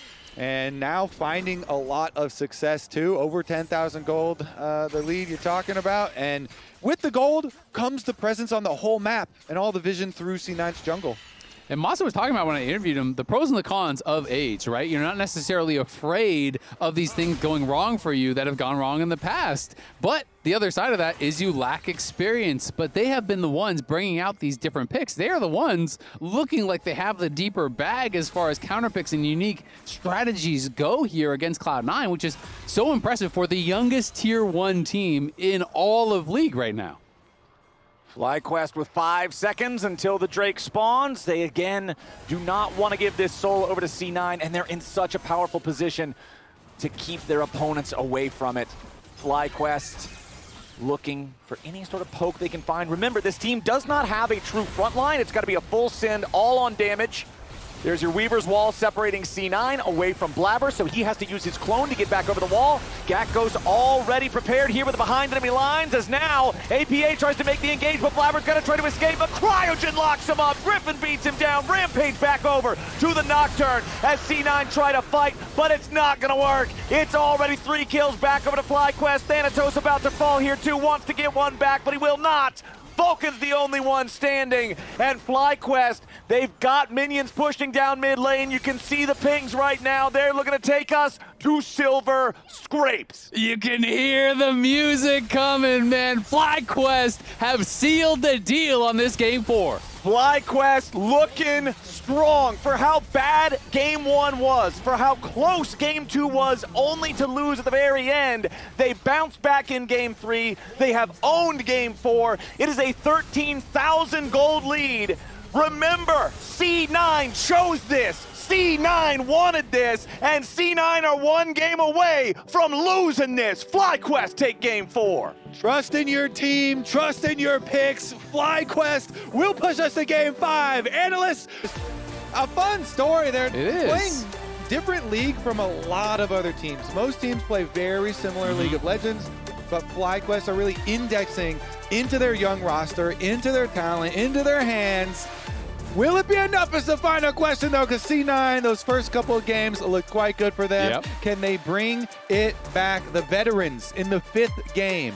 I mean, it's so exciting, right? You know, I think most of the time people do think about age as a disadvantage here as far as like not having any experience, you know, all these new players, but a lot of the other side of it is the fact that they have their own views on the game. They are not afraid of going their own way, playing their own style, and kind of just marching to the beat of their own drum, which I really, really respect. You know, guys like Griffin and Gakkos and Cryogen especially, who have the least experience on the team, some of the youngest players, period, in Tier 1, they are just playing what they think is correct to play, and they're not really caring about what anyone else has to say about it. And they're also respecting Cloud9's own pocket picks. The Ziggs, they ban it again.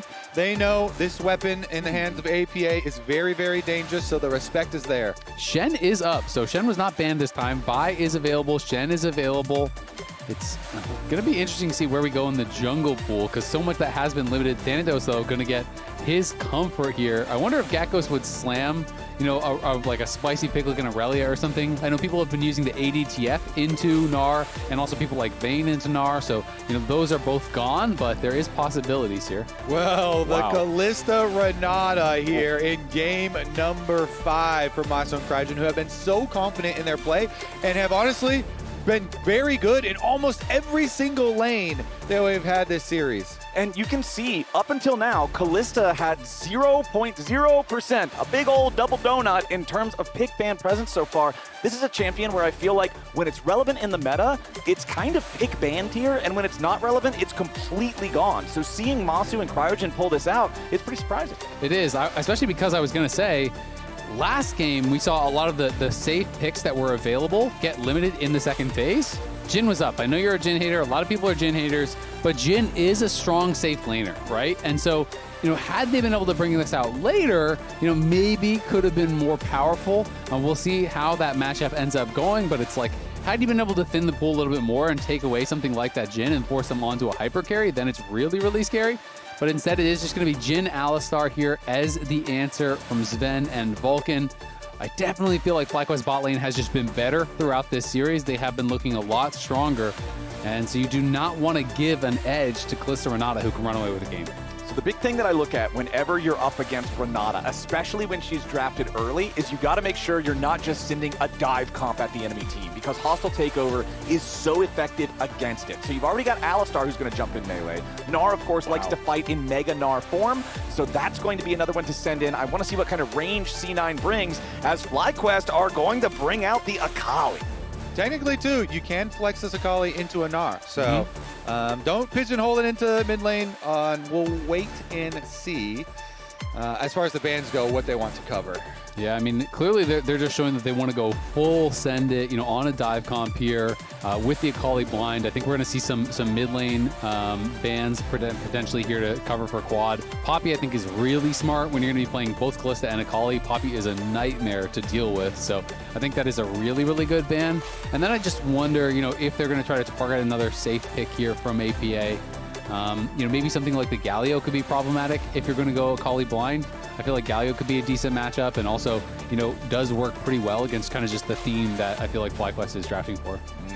Yeah, definitely could be the case. Syndra, so they are expecting it, like I was talking about, to go into the Gnar. Since a lot of the other, Gnar answers or counter picks have been kind of pillaged here, you could, like you're saying, go super spicy.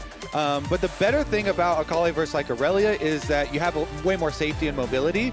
I thought it would still be kind of cool to see like a Yasuo or some of those super Yasuo, super Aurelia. killer. Dude, game 5, if you're slapping that down. Yeah, it's crazy. I mean, it's crazy, but it's FlyQuest. If there is a team in our league to do it, it's this team for sure. Okay. Trundle going to be the last ban here from FlyQuest, which tells me you're probably wanting to go for a big, heavy-duty tank. Sejuani's one that immediately comes to mind because Trundle is the absolute counter. Exactly, and you have a melee mid laner or top laner, right? A melee solo laner. Exactly, melee solo laner. So you could potentially have double melee solo laners paired with the Sejuani. So they are, broadcasting that they might be going for it.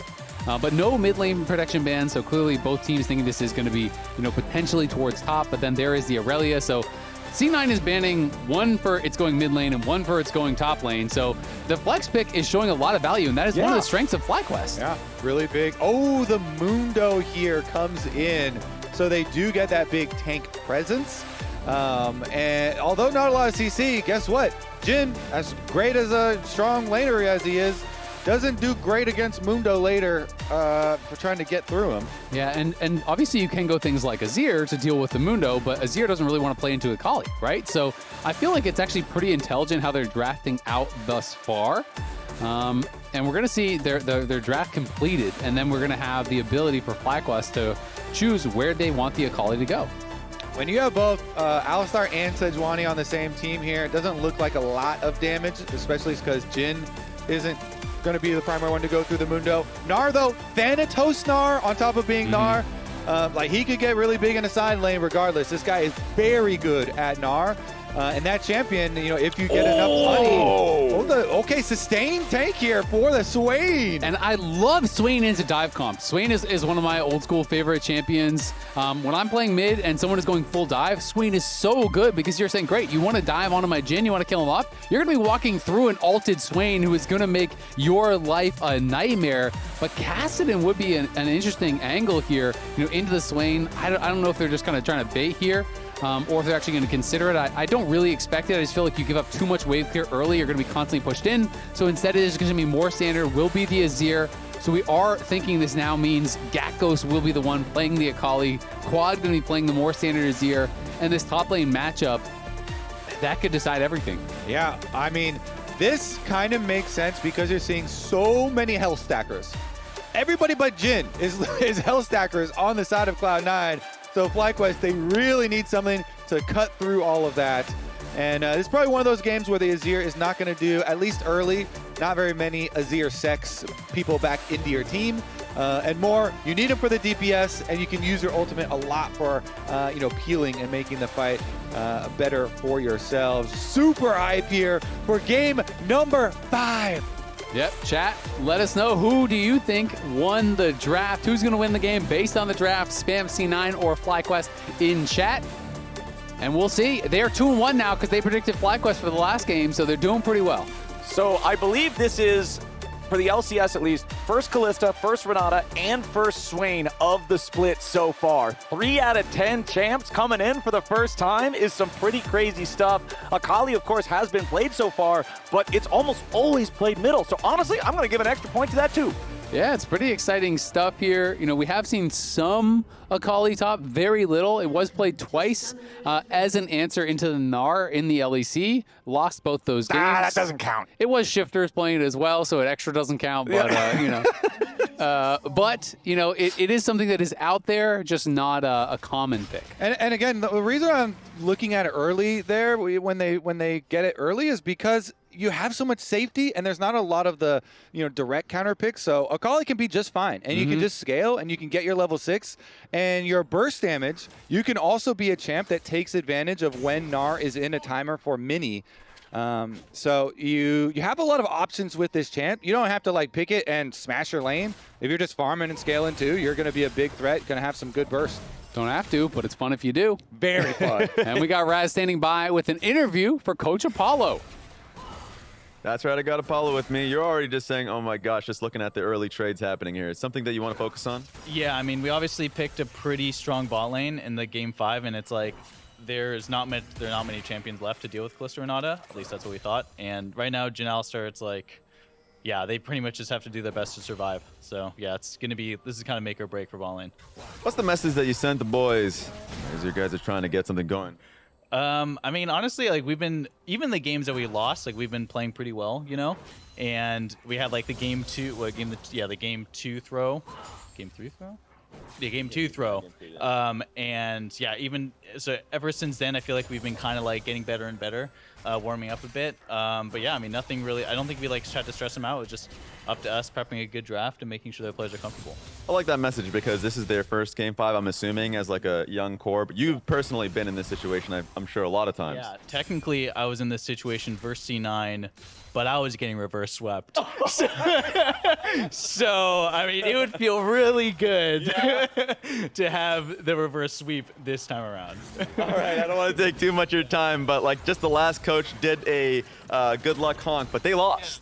So what do you want to do? I don't think that's necessary. I don't think that's necessary. Thank you for giving me the option, though. All right, I gave you the option. I'm going to send this one back to the casters.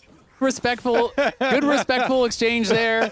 He did not consent to the honk. You know? I don't think that's necessary. You know what? Fair. Great answer from Apollo. I love the memory as well. Yeah, I got reverse swept by these guys, so I would love to reverse sweep them. That chicken is cooked. Wait, what? I've never seen that. Yeah, I was about to say, boys, am I missing something? I feel like Look at it, it hides behind the flag. Has that always been there? How long has that been in the game? I have never seen that before. I am not good at paying attention to small details like this, but hey, the chat results are in.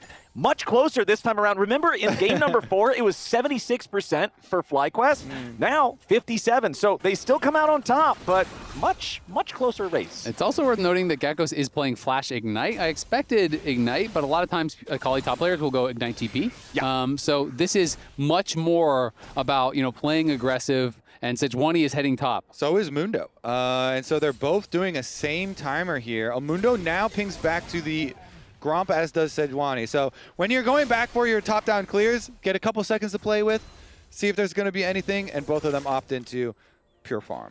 So producers have informed me that normally there is a bird there, but part of the chicken Swain skin is he replaces the bird with a fried chicken because he is the emperor of fried chicken. So it's all because of the Swain pick. Swain's just such a rare pick, you never actually notice it. That's really funny because, hold on, bottom side, Vulcan going in. Pressure down onto the enemy AD carry. Masu getting himself away for now, but Sven and Vulcan going to be happy with that one. Yeah, really nice combo. They get 3 summoners down for just the price of 1 here. And that is cool. I should have realized that because I remember one of the old dragon Swain skins spawns all these little dragons everywhere around the map, little like hatchling perching and stuff. Yeah. So that is pretty cool. A nice little detail there. Yeah. Why does Swain get to change the map, huh? I was thinking... You want Volleybear to change the map? Blabber's trying to change the map by killing Quad here, but the flash backwards from FlyQuest mid laner means it ain't gonna happen. It's first blood over to Quad, and Fly aren't done just yet. APA down to 150 HP, finds the never move to drag Quad into the turret. APA stays alive, but FlyQuest come out on top. Griffin and Quad, they get revenge for all the way back in game number 1, the mid-jungle duo that determined the stomp. Cloud9 stomped that game off of mid-jungle, and here, Griffin and Quad on 2 picks that scale very well. Mundo and Azir, they win. Exactly, that's what I was gonna say. It's one thing if your mid-jungle gets killed by, Lee Sin and LeBlanc with Ignite. When I see my mid-jungle die to Azir Mundo, I am scared for what the future of this game is going to hold. Yeah, and it was a good flash from Quad to avoid the engage from Blabber, and then they still can chase down easily. So they get the first blood, and it goes into the Azir's hands. Everyone's always like, we need to get our Azir to scale. Give him some money. Rarely does it happen this early, Babat. Once more, it's Masu under pressure. Vulcan and Sven doing a great job engaging on the Kalista once more. We heard from Apollo. Kalista, Renata. They drafted it because most of the answers are gone, but clearly C9 knows how to solve the problem. I mean, Jhin, like I said, is one of the strongest laners. It's a great neutralizer. Jhin, you don't pick to dominate lanes, but they are finding these combos. Vulcan is engaging. The deadly flourish is there to follow up. Cryogen has not been able to block any of these deadly flourishes, and he has not also been able to handshake any of the headbutt pulverizes. That is kind of the matchup. You have to be able to deny that engage and then punish the Alistar, because if Alistar goes forward, gets handshook on that engage, all of a sudden you don't have any CC and you're getting the spear stacked on you like crazy. Definitely has been a big factor in all of the games this series too. The bottom lane has been such a point of reliable strength for FlyQuest, but getting cracked here as Cloud9, and basically I don't really count that as a gank. That was 2v2. Yeah. They did almost all the work themselves. Blabber kind of showed up to help finish off the possible To be clear, revive. the bot laner is counted as a gank. Yeah, the ones receiving it for sure do. They will be typing jungle div. Yeah, it's just like, well, enemy jungler's here. What was I supposed to do? That's the nature of the game. Okay, so we do not have the dragon taken early on by either side. Grub's still a minute away from spawning. Top side of the river, though, controlled by FlyQuest right now as Gatghost walks over to eat a couple of those yummy apples. Thanatos, 70 farm versus Gatghost's 66. But remember that most of this time has been spent pre-level 6, and it's really post-ulti that Akali gets that true pressure onto the Gnar. Yeah, and Akali also is holding that wave, or was holding that wave a little bit, so is going to go just slightly ahead. And yeah, it's about that kill threat later on. The question really is going to be, you know, can you kill off this Jhin effectively without just getting roasted by all of the CC, all these meatballs that Cloud9 have drafted for? Because it is going to be very difficult to fight through them. All right, they're walking into the river here. Griffin and Quad from the top side. Cryogen and Masu from the bottom side. It's a pincer. Okay, FlyQuest ready to try to fight for it, but immediately C9 going in after Griffin. They want to burst down the Mundo, staying alive right now with a maximum dosage, but it's not enough. Sven takes the kill. The Mundo falls. Griffin's out of the picture as C9 maintain control over the bottom side river. When they try and pull a pincer on you, you just immediately attack one side that is approaching. All of Cloud9 in unison turn right up onto Griffin, and even though he's Mundo, they don't care. They know he didn't have a flash from the mid lane play, and so they can kill this Mundo. Just turn on one of the sides and immediately commit to gain your advantage, and then you can just take the objective afterwards. And Alistar is good versus Mundo for the same reason that Alistar is good versus Sivir, right? Because the spell shield just eats the knockback, and then you get knocked straight up. And the same thing happens here when you go for that combo. Nice dodge by Gatghost.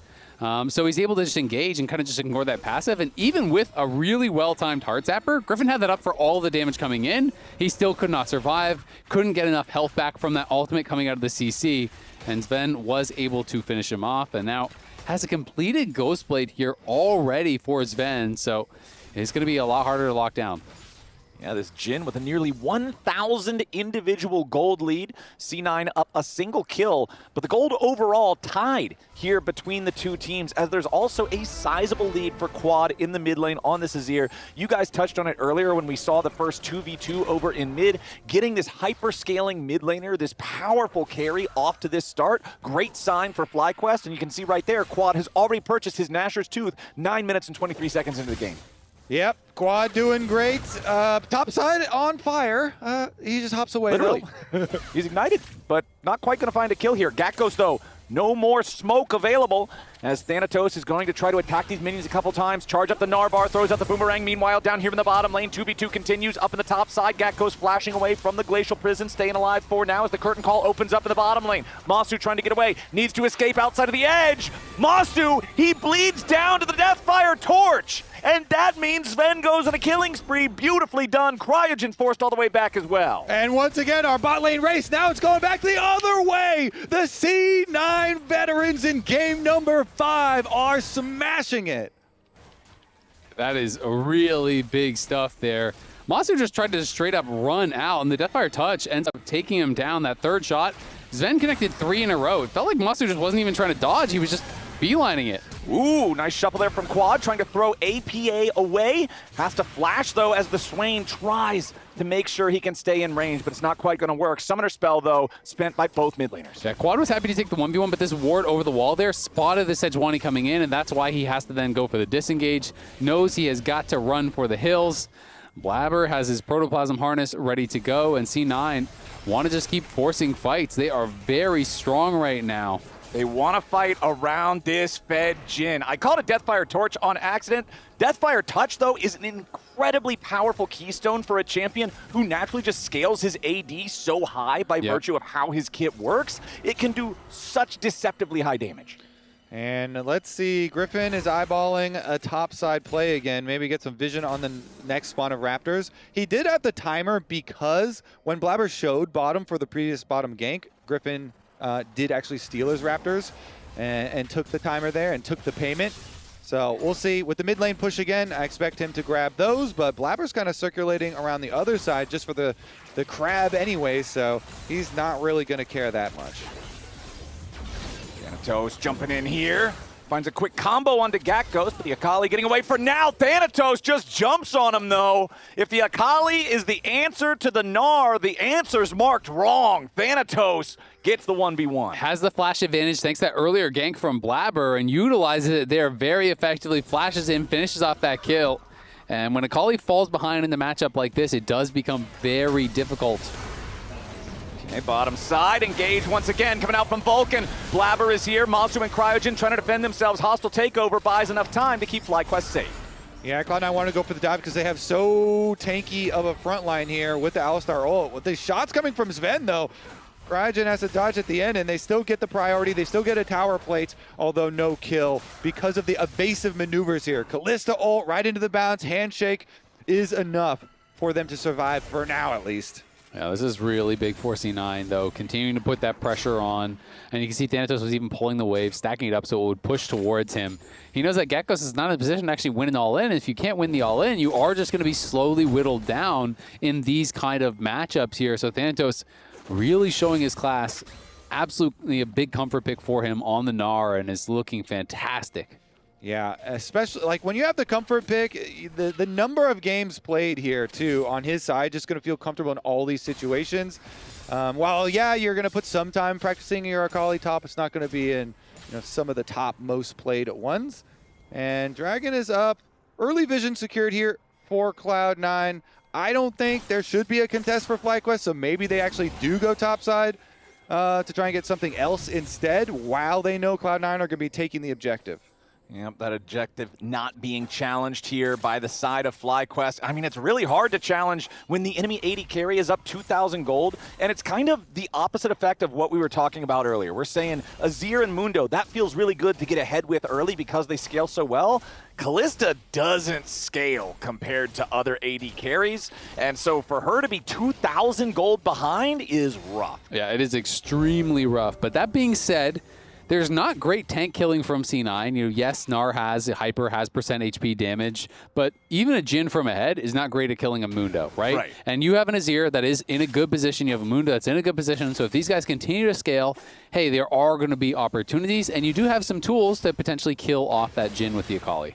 Quad getting away as Vulcan tries to make a move towards the enemy mid laner, at least try to put some pressure on him, but Quad calm and cool, collected. Cryogen also waiting over the wall here. Thanatos stepping forward. Vulcan makes his return.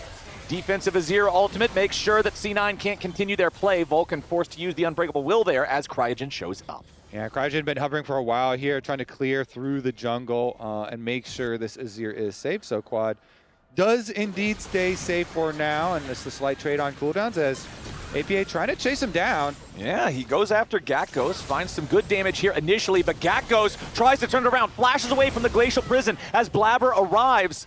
C9's jungler ready to reinforce his mid laner here, try to make sure they can turn this around, but as soon as Griffin shows up as well, it means everybody's going to walk away. And Blabber has Summoner Spell book here, switched over to heal too, so was waiting, trying to do a little bit of a heal bait there too if they wanted to go for the perfect execution onto the Swain back in, but Gakgos gonna use it to safety, gonna use it to evade, does cost flash on top of the ult. And remember, tickets are available for the spring finals at ASU's Mullet Arena, June 13th, 14th. 2- and 1-day passes are both on sale. Scan your QR code. One of these teams is going to be there. It should be really, really fun. I feel like all our top 4 are looking super competitive, so I feel like almost any permutation of the teams we could get there at finals weekend is going to be a banger. And I mean, we're in Game 5 here today in our first series of playoffs, and tomorrow we get to see those other 2 teams in the top 4 that you're talking about, Isaac, with Team Liquid going up against LYON. I'm hoping we get another 5 on that one, because that's what makes playoffs super exciting, when you have the top contenders that you're expecting to go the distance already going the distance against one another in the upper bracket. It's super fun. It really is. And so just a little update. We are investigating a player audio issue. So just figuring out, someone thought there might be some sort of issue with their headphones. You can see APA is having his looked at. So very likely is APA who reported that. But for the game state, it is this 1,000 gold lead here for Cloud9, looking to be in a very good position overall. Really, almost that entire lead, well, really more than that entire lead, is just down in the bot lane. But, I do think there's opportunities to come back for FlyQuest for sure. Yeah, there definitely are. They've shown throughout this series how willing they are to full send on these comeback plays. Plus, as you're stating, the Mundo and the Azir both scale quite nicely, so we'll see what they can do. Despite the bottom lane really running into very big troubles here with the Kalista Renata not finding really anything early on, and Sven being so big. It is interesting seeing that Masu did go for the Shiv. Shiv is relatively popular on Kalista. Borg is still more popular in solo queue, but I thought he would have gone Blade of the Rune King because of all the HP stackers in this game, that I thought, there was going to be some value there. But, it is interesting seeing him go for this Shiv build, which is higher win rate than Blade of the Rune King, I know, in solo queue. I feel like, maybe he just goes it second and wanted the Shiv for more minion control while he's getting kind of blasted down there. I mean, hey, the Shiv will proc the Blade of the Ruined King now, right? You just Blade of the Ruined King everybody there with your Shiv, as the Rift Herald has already been secured by Griffin and FlyQuest.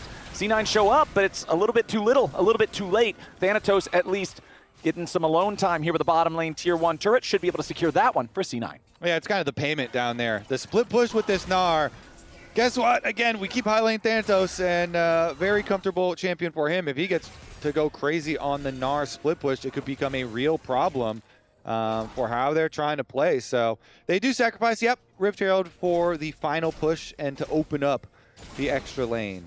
Yeah, I mean, it's just Thanatos, as he gets ahead, you're going to have so much HP. Akali is not going to be able to 100-0 you, right? And if you can't do that, you just can't win the 1v1. Akali also not great at looking for all-ins against the Swain, unless the Swain is comically behind. You're not going to really be able to burst through that either.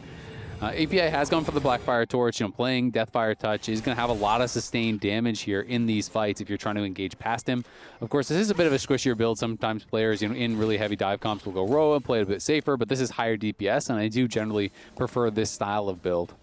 Especially because they do need to squeeze out, I feel like, a little bit more damage, even though Sven is doing really nicely, so does get them there. A lot of item breakpoints here coming in for Cloud9 because Sven is so accelerated, hitting the 2-item collector here very quickly, and then because jungle, they're just really cheap items. you also get your 2 items for Blabber here, but Sejuani definitely serves the full purpose at the moment as Griffin gets interrupted. Ooh, yeah, Griffin gonna eat that combo there as Vulcan chases after him. Thanatos right behind. He was shopping. Yeah, that was didn't even move immediately from Griffin as C9 are ready to punish, and Thanatos here, the tank breaker with the Gnar. Yeah, I mean, he was completely caught shopping there. Was slow to react after he got interrupted. I think he could have just walked that one out.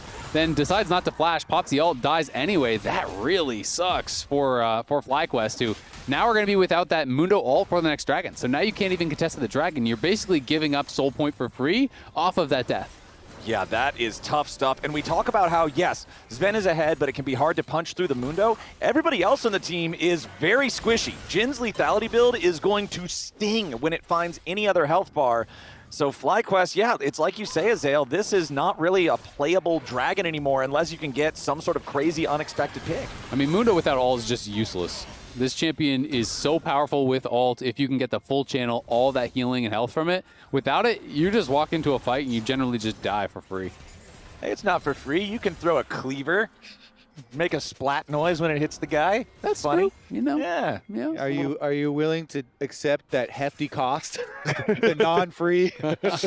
Yes, I am. fight? Oh my goodness. You'll take that deal? Yeah. Yeah, but I definitely agree. You only have a few more seconds left on the Dragon, so it's Dragon number 3, and it's Mountain. It's going to give you a lot more durability on, guess what, a team that is very durable here, so Mountains are going to be quite nice for this C9 team. They'll be very beefy.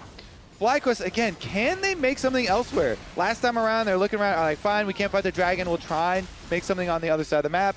Here, they're doing the same thing. Fine, we can't deal with the Dragon. Can we do something on the top side of the map? Well, we can take Krugs. Yeah, I thought they might have looked for a Herald play, to be honest, but decided to just hold on to the Herald for now. They are clearly just trying to funnel gold into quad. This is your best shot at winning for sure. I mean, Masu was an entire item behind on an early game champ. It's probably just not going to happen unless he randomly gets, a bunch of kills in a team fight or something. So I think playing towards quad, just enabling him as best as you possibly can, makes a lot of sense. Here comes the big Rift Herald charging down the top lane. Finds a couple of plates immediately. FlyQuest picking up a little bit of money off of this one, but they will not be... Ooh, wait, hold on. Yeah, okay, the last plate does burn away. The third plate, at least. APA maybe just going to go into to Rylai's next. I wouldn't be surprised. Rylai's obviously very, very effective, especially against these champions all trying to run through you. Quad already has his second item with the Rylai's. He is playing... on that Nashers, has lethal tempo, so definitely going to be doing a lot of damage. Oh, nice Glacial Prison there from Blabber. As soon as Gakgos tries to go into the brush, he's met with CC into the execution from the curtain call. Thanks to Sven, C9 is ready for FlyQuest here in this game 5. Yeah, they had that controller in the brush, just kind of sitting there waiting, and you walk in, face check, just get hit with the deletion. C9, guess what? That means you're winning all lanes. Top side, Thanatos gets more free time. Mid lane, APA and Sven are completely fine to push up there too. So all of the map is just collapsing in on FlyQuest. Yeah, this is looking really, really tough here. Like you said, they're pushing on the other side. You get a kill on Gakgos with no recourse whatsoever there from FlyQuest. Masu loses his flash. Thanatos takes a tower for free on the top side, and even is under so little pressure that he's going to deny the wave before taking this. So Cloud9 really feeling like they are completely running away with it in game number 5. Has been a very close series. FlyQuest was close to taking that second game, which would have put them up, one more additional game and potentially been that closeout. But now C9, they get to game 5 here. They have lost 2 in a row, but they feel like they have righted the ship and are fully in control. I feel like this has to be just a Smurf Azir performance from Quad if FlyQuest want to come back into this game, because otherwise I don't really see the angle. Yeah, it is going to be difficult with what we're seeing on the board right now, and the timer is very accelerated with Mountain Soul coming so quickly here for Cloud9. We'll see if FlyQuest can find their moment, though. I think it's fairly simple for C9, though. They're so strong as a group. You can get your invades really early into the jungle. You see already Vulcan is doing the early work. If you get this line of wards 3 minutes, 2.5 minutes ahead of the Dragon, then it means, okay, there's no more Mikhails. It does mean it's very difficult for FlyQuest to ever set up their own vision, because it's hard to clear out all of yours, and then they're even going to see where you place your wards if you do. And so the next line of wards becomes even easier for them. Now Gakgos.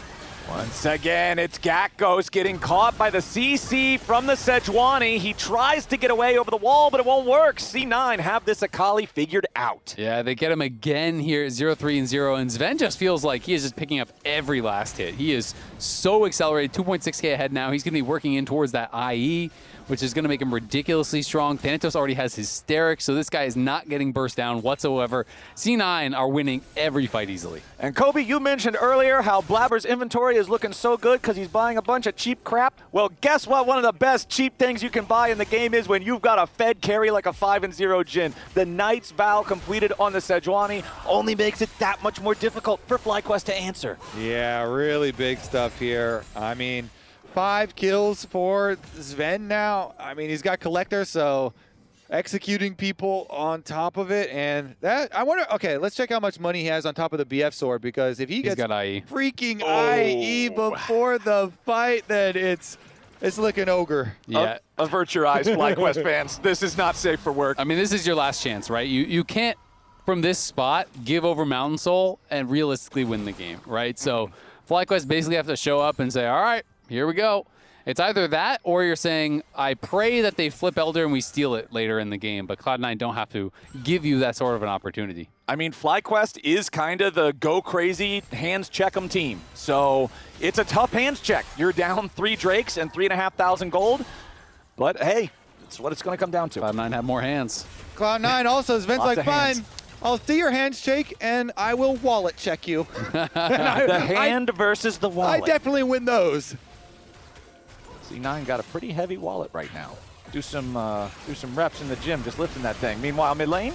Ooh, there's your Glacial Prison over onto Cryogen. Thanatos jumps in. FlyQuest support, low HP. However, he does save his flash. He does save his ultimate. Thanatos also losing about 40% of his own health bar as FlyQuest continue the approach. APA drops the ulti. They're ready to go in. They find the combo on Amasu. The never move pulls him right back in. And he's not getting bailed out of this one. Vulcan getting away off to the side. Gekko's finally kills him off. Thanatos finally going to drop the quad. FlyQuest firing back a little bit here, but Blabber's already doing the dragon. APA still in the middle of everybody.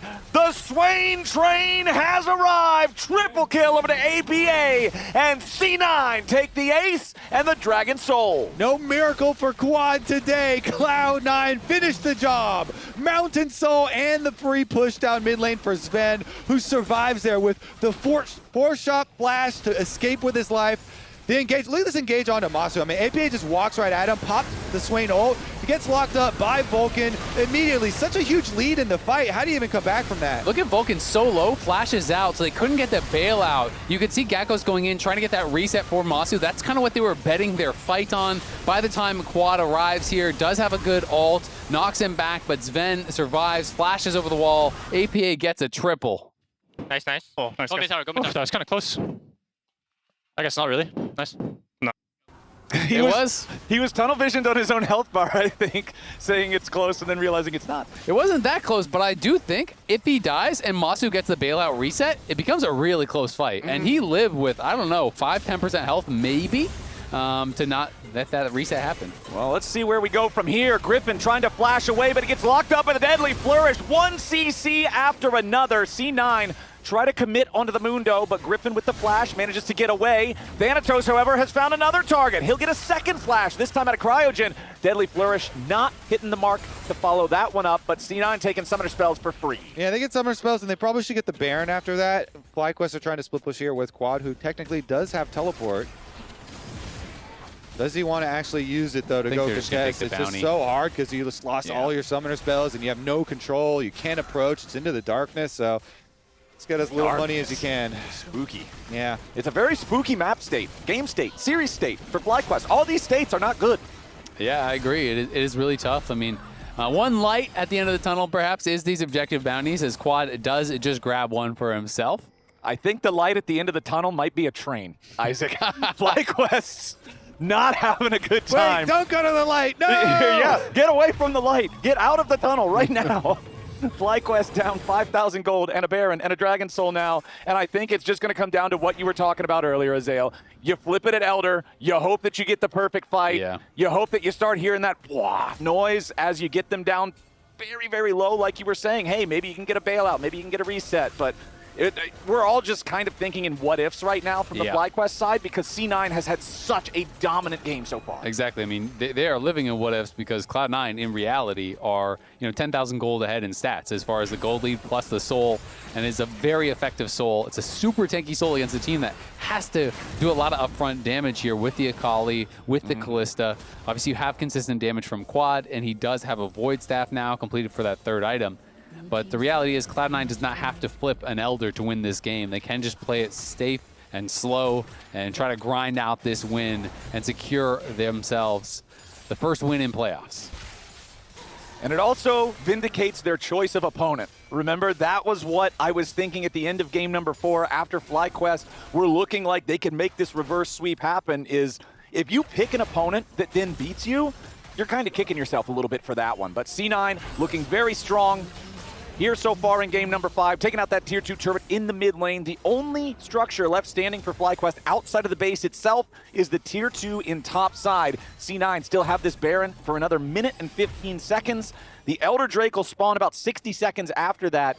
And because C9 own the entire map thanks to the Baron buff, it's going to create another one of these difficult circumstances for Fly, where C9 is obviously going to have first pick at where they want to set up their vision, how they want to set up for the Elder, and FlyQuest is going to have to figure out the approach. Yeah, and there's all these luxury items coming through now. You know, Locket just got completed for Vulcan. You know, he went for Zeke's first, but now you have the Locket. Now you have the Seekers. The Zonya's almost done there for APA, so it's going to be tough.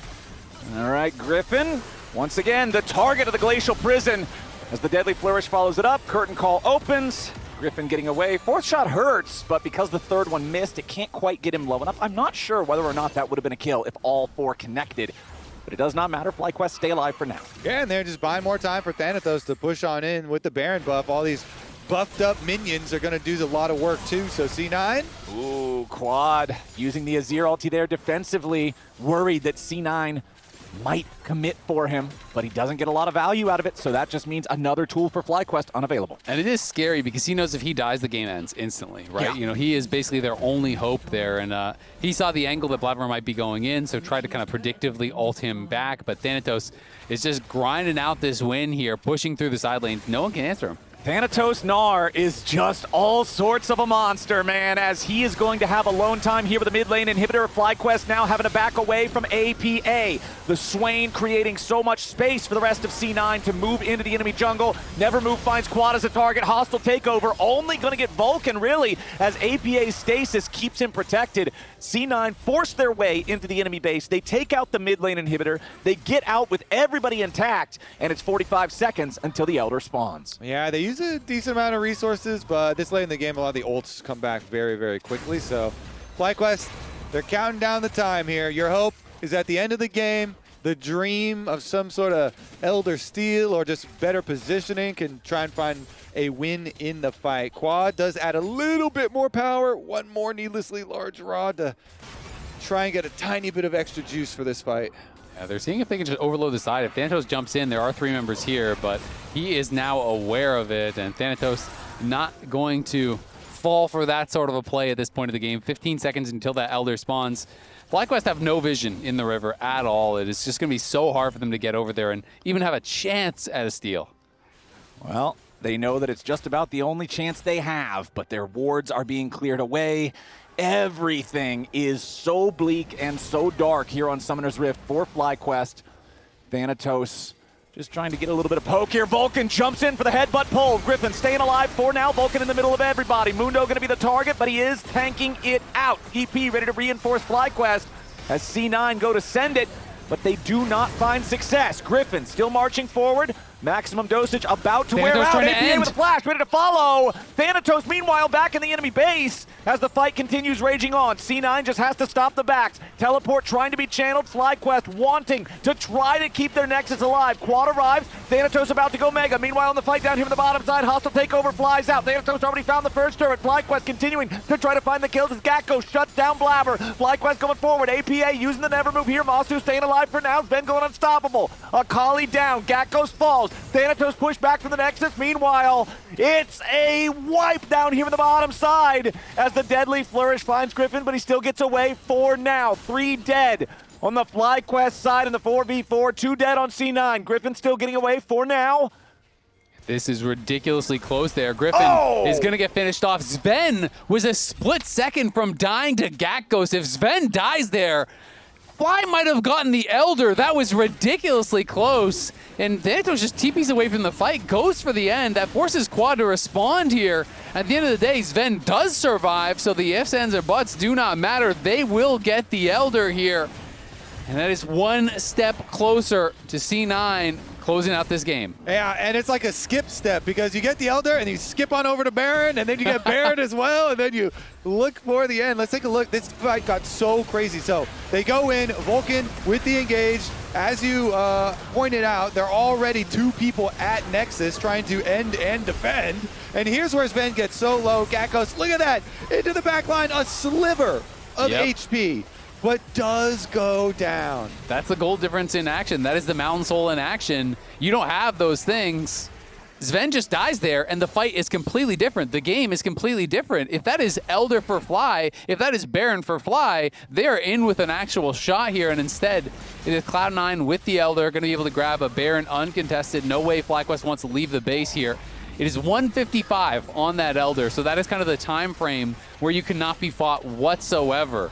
And once they have the Baron, they're not really going to give FlyQuest a choice. They already have the mid lane inhibitor destroyed. It will not respawn for another 75 seconds or so, and now C9 can just group up and push down top. Well, it needs 400 gold for the death cap. That would be so big, but they're just, like you said, not going to give them the time.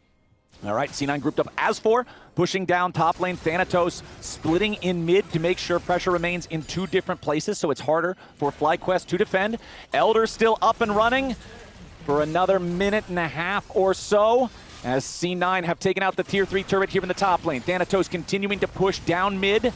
Sven has plenty of damage to get rid of this top lane inhibitor. It's out of there as FlyQuest scramble to try to protect their only remaining Nexus turret. This is likely to be the end of the game right here as Quad gets caught out by the engage coming in from Vulcan. APA in the middle of everybody here with the Swain ulti raging yet again. The Elder will claim its first victims. Bottom lane of FlyQuest already out of the picture. Blabber finally dies, but it is not enough. Only Griffin still standing here alongside Gakgos trying to get something. But despite it going the distance, despite nearly being reverse swept, Cloud9 will deny FlyQuest and win their first series here in the playoffs. And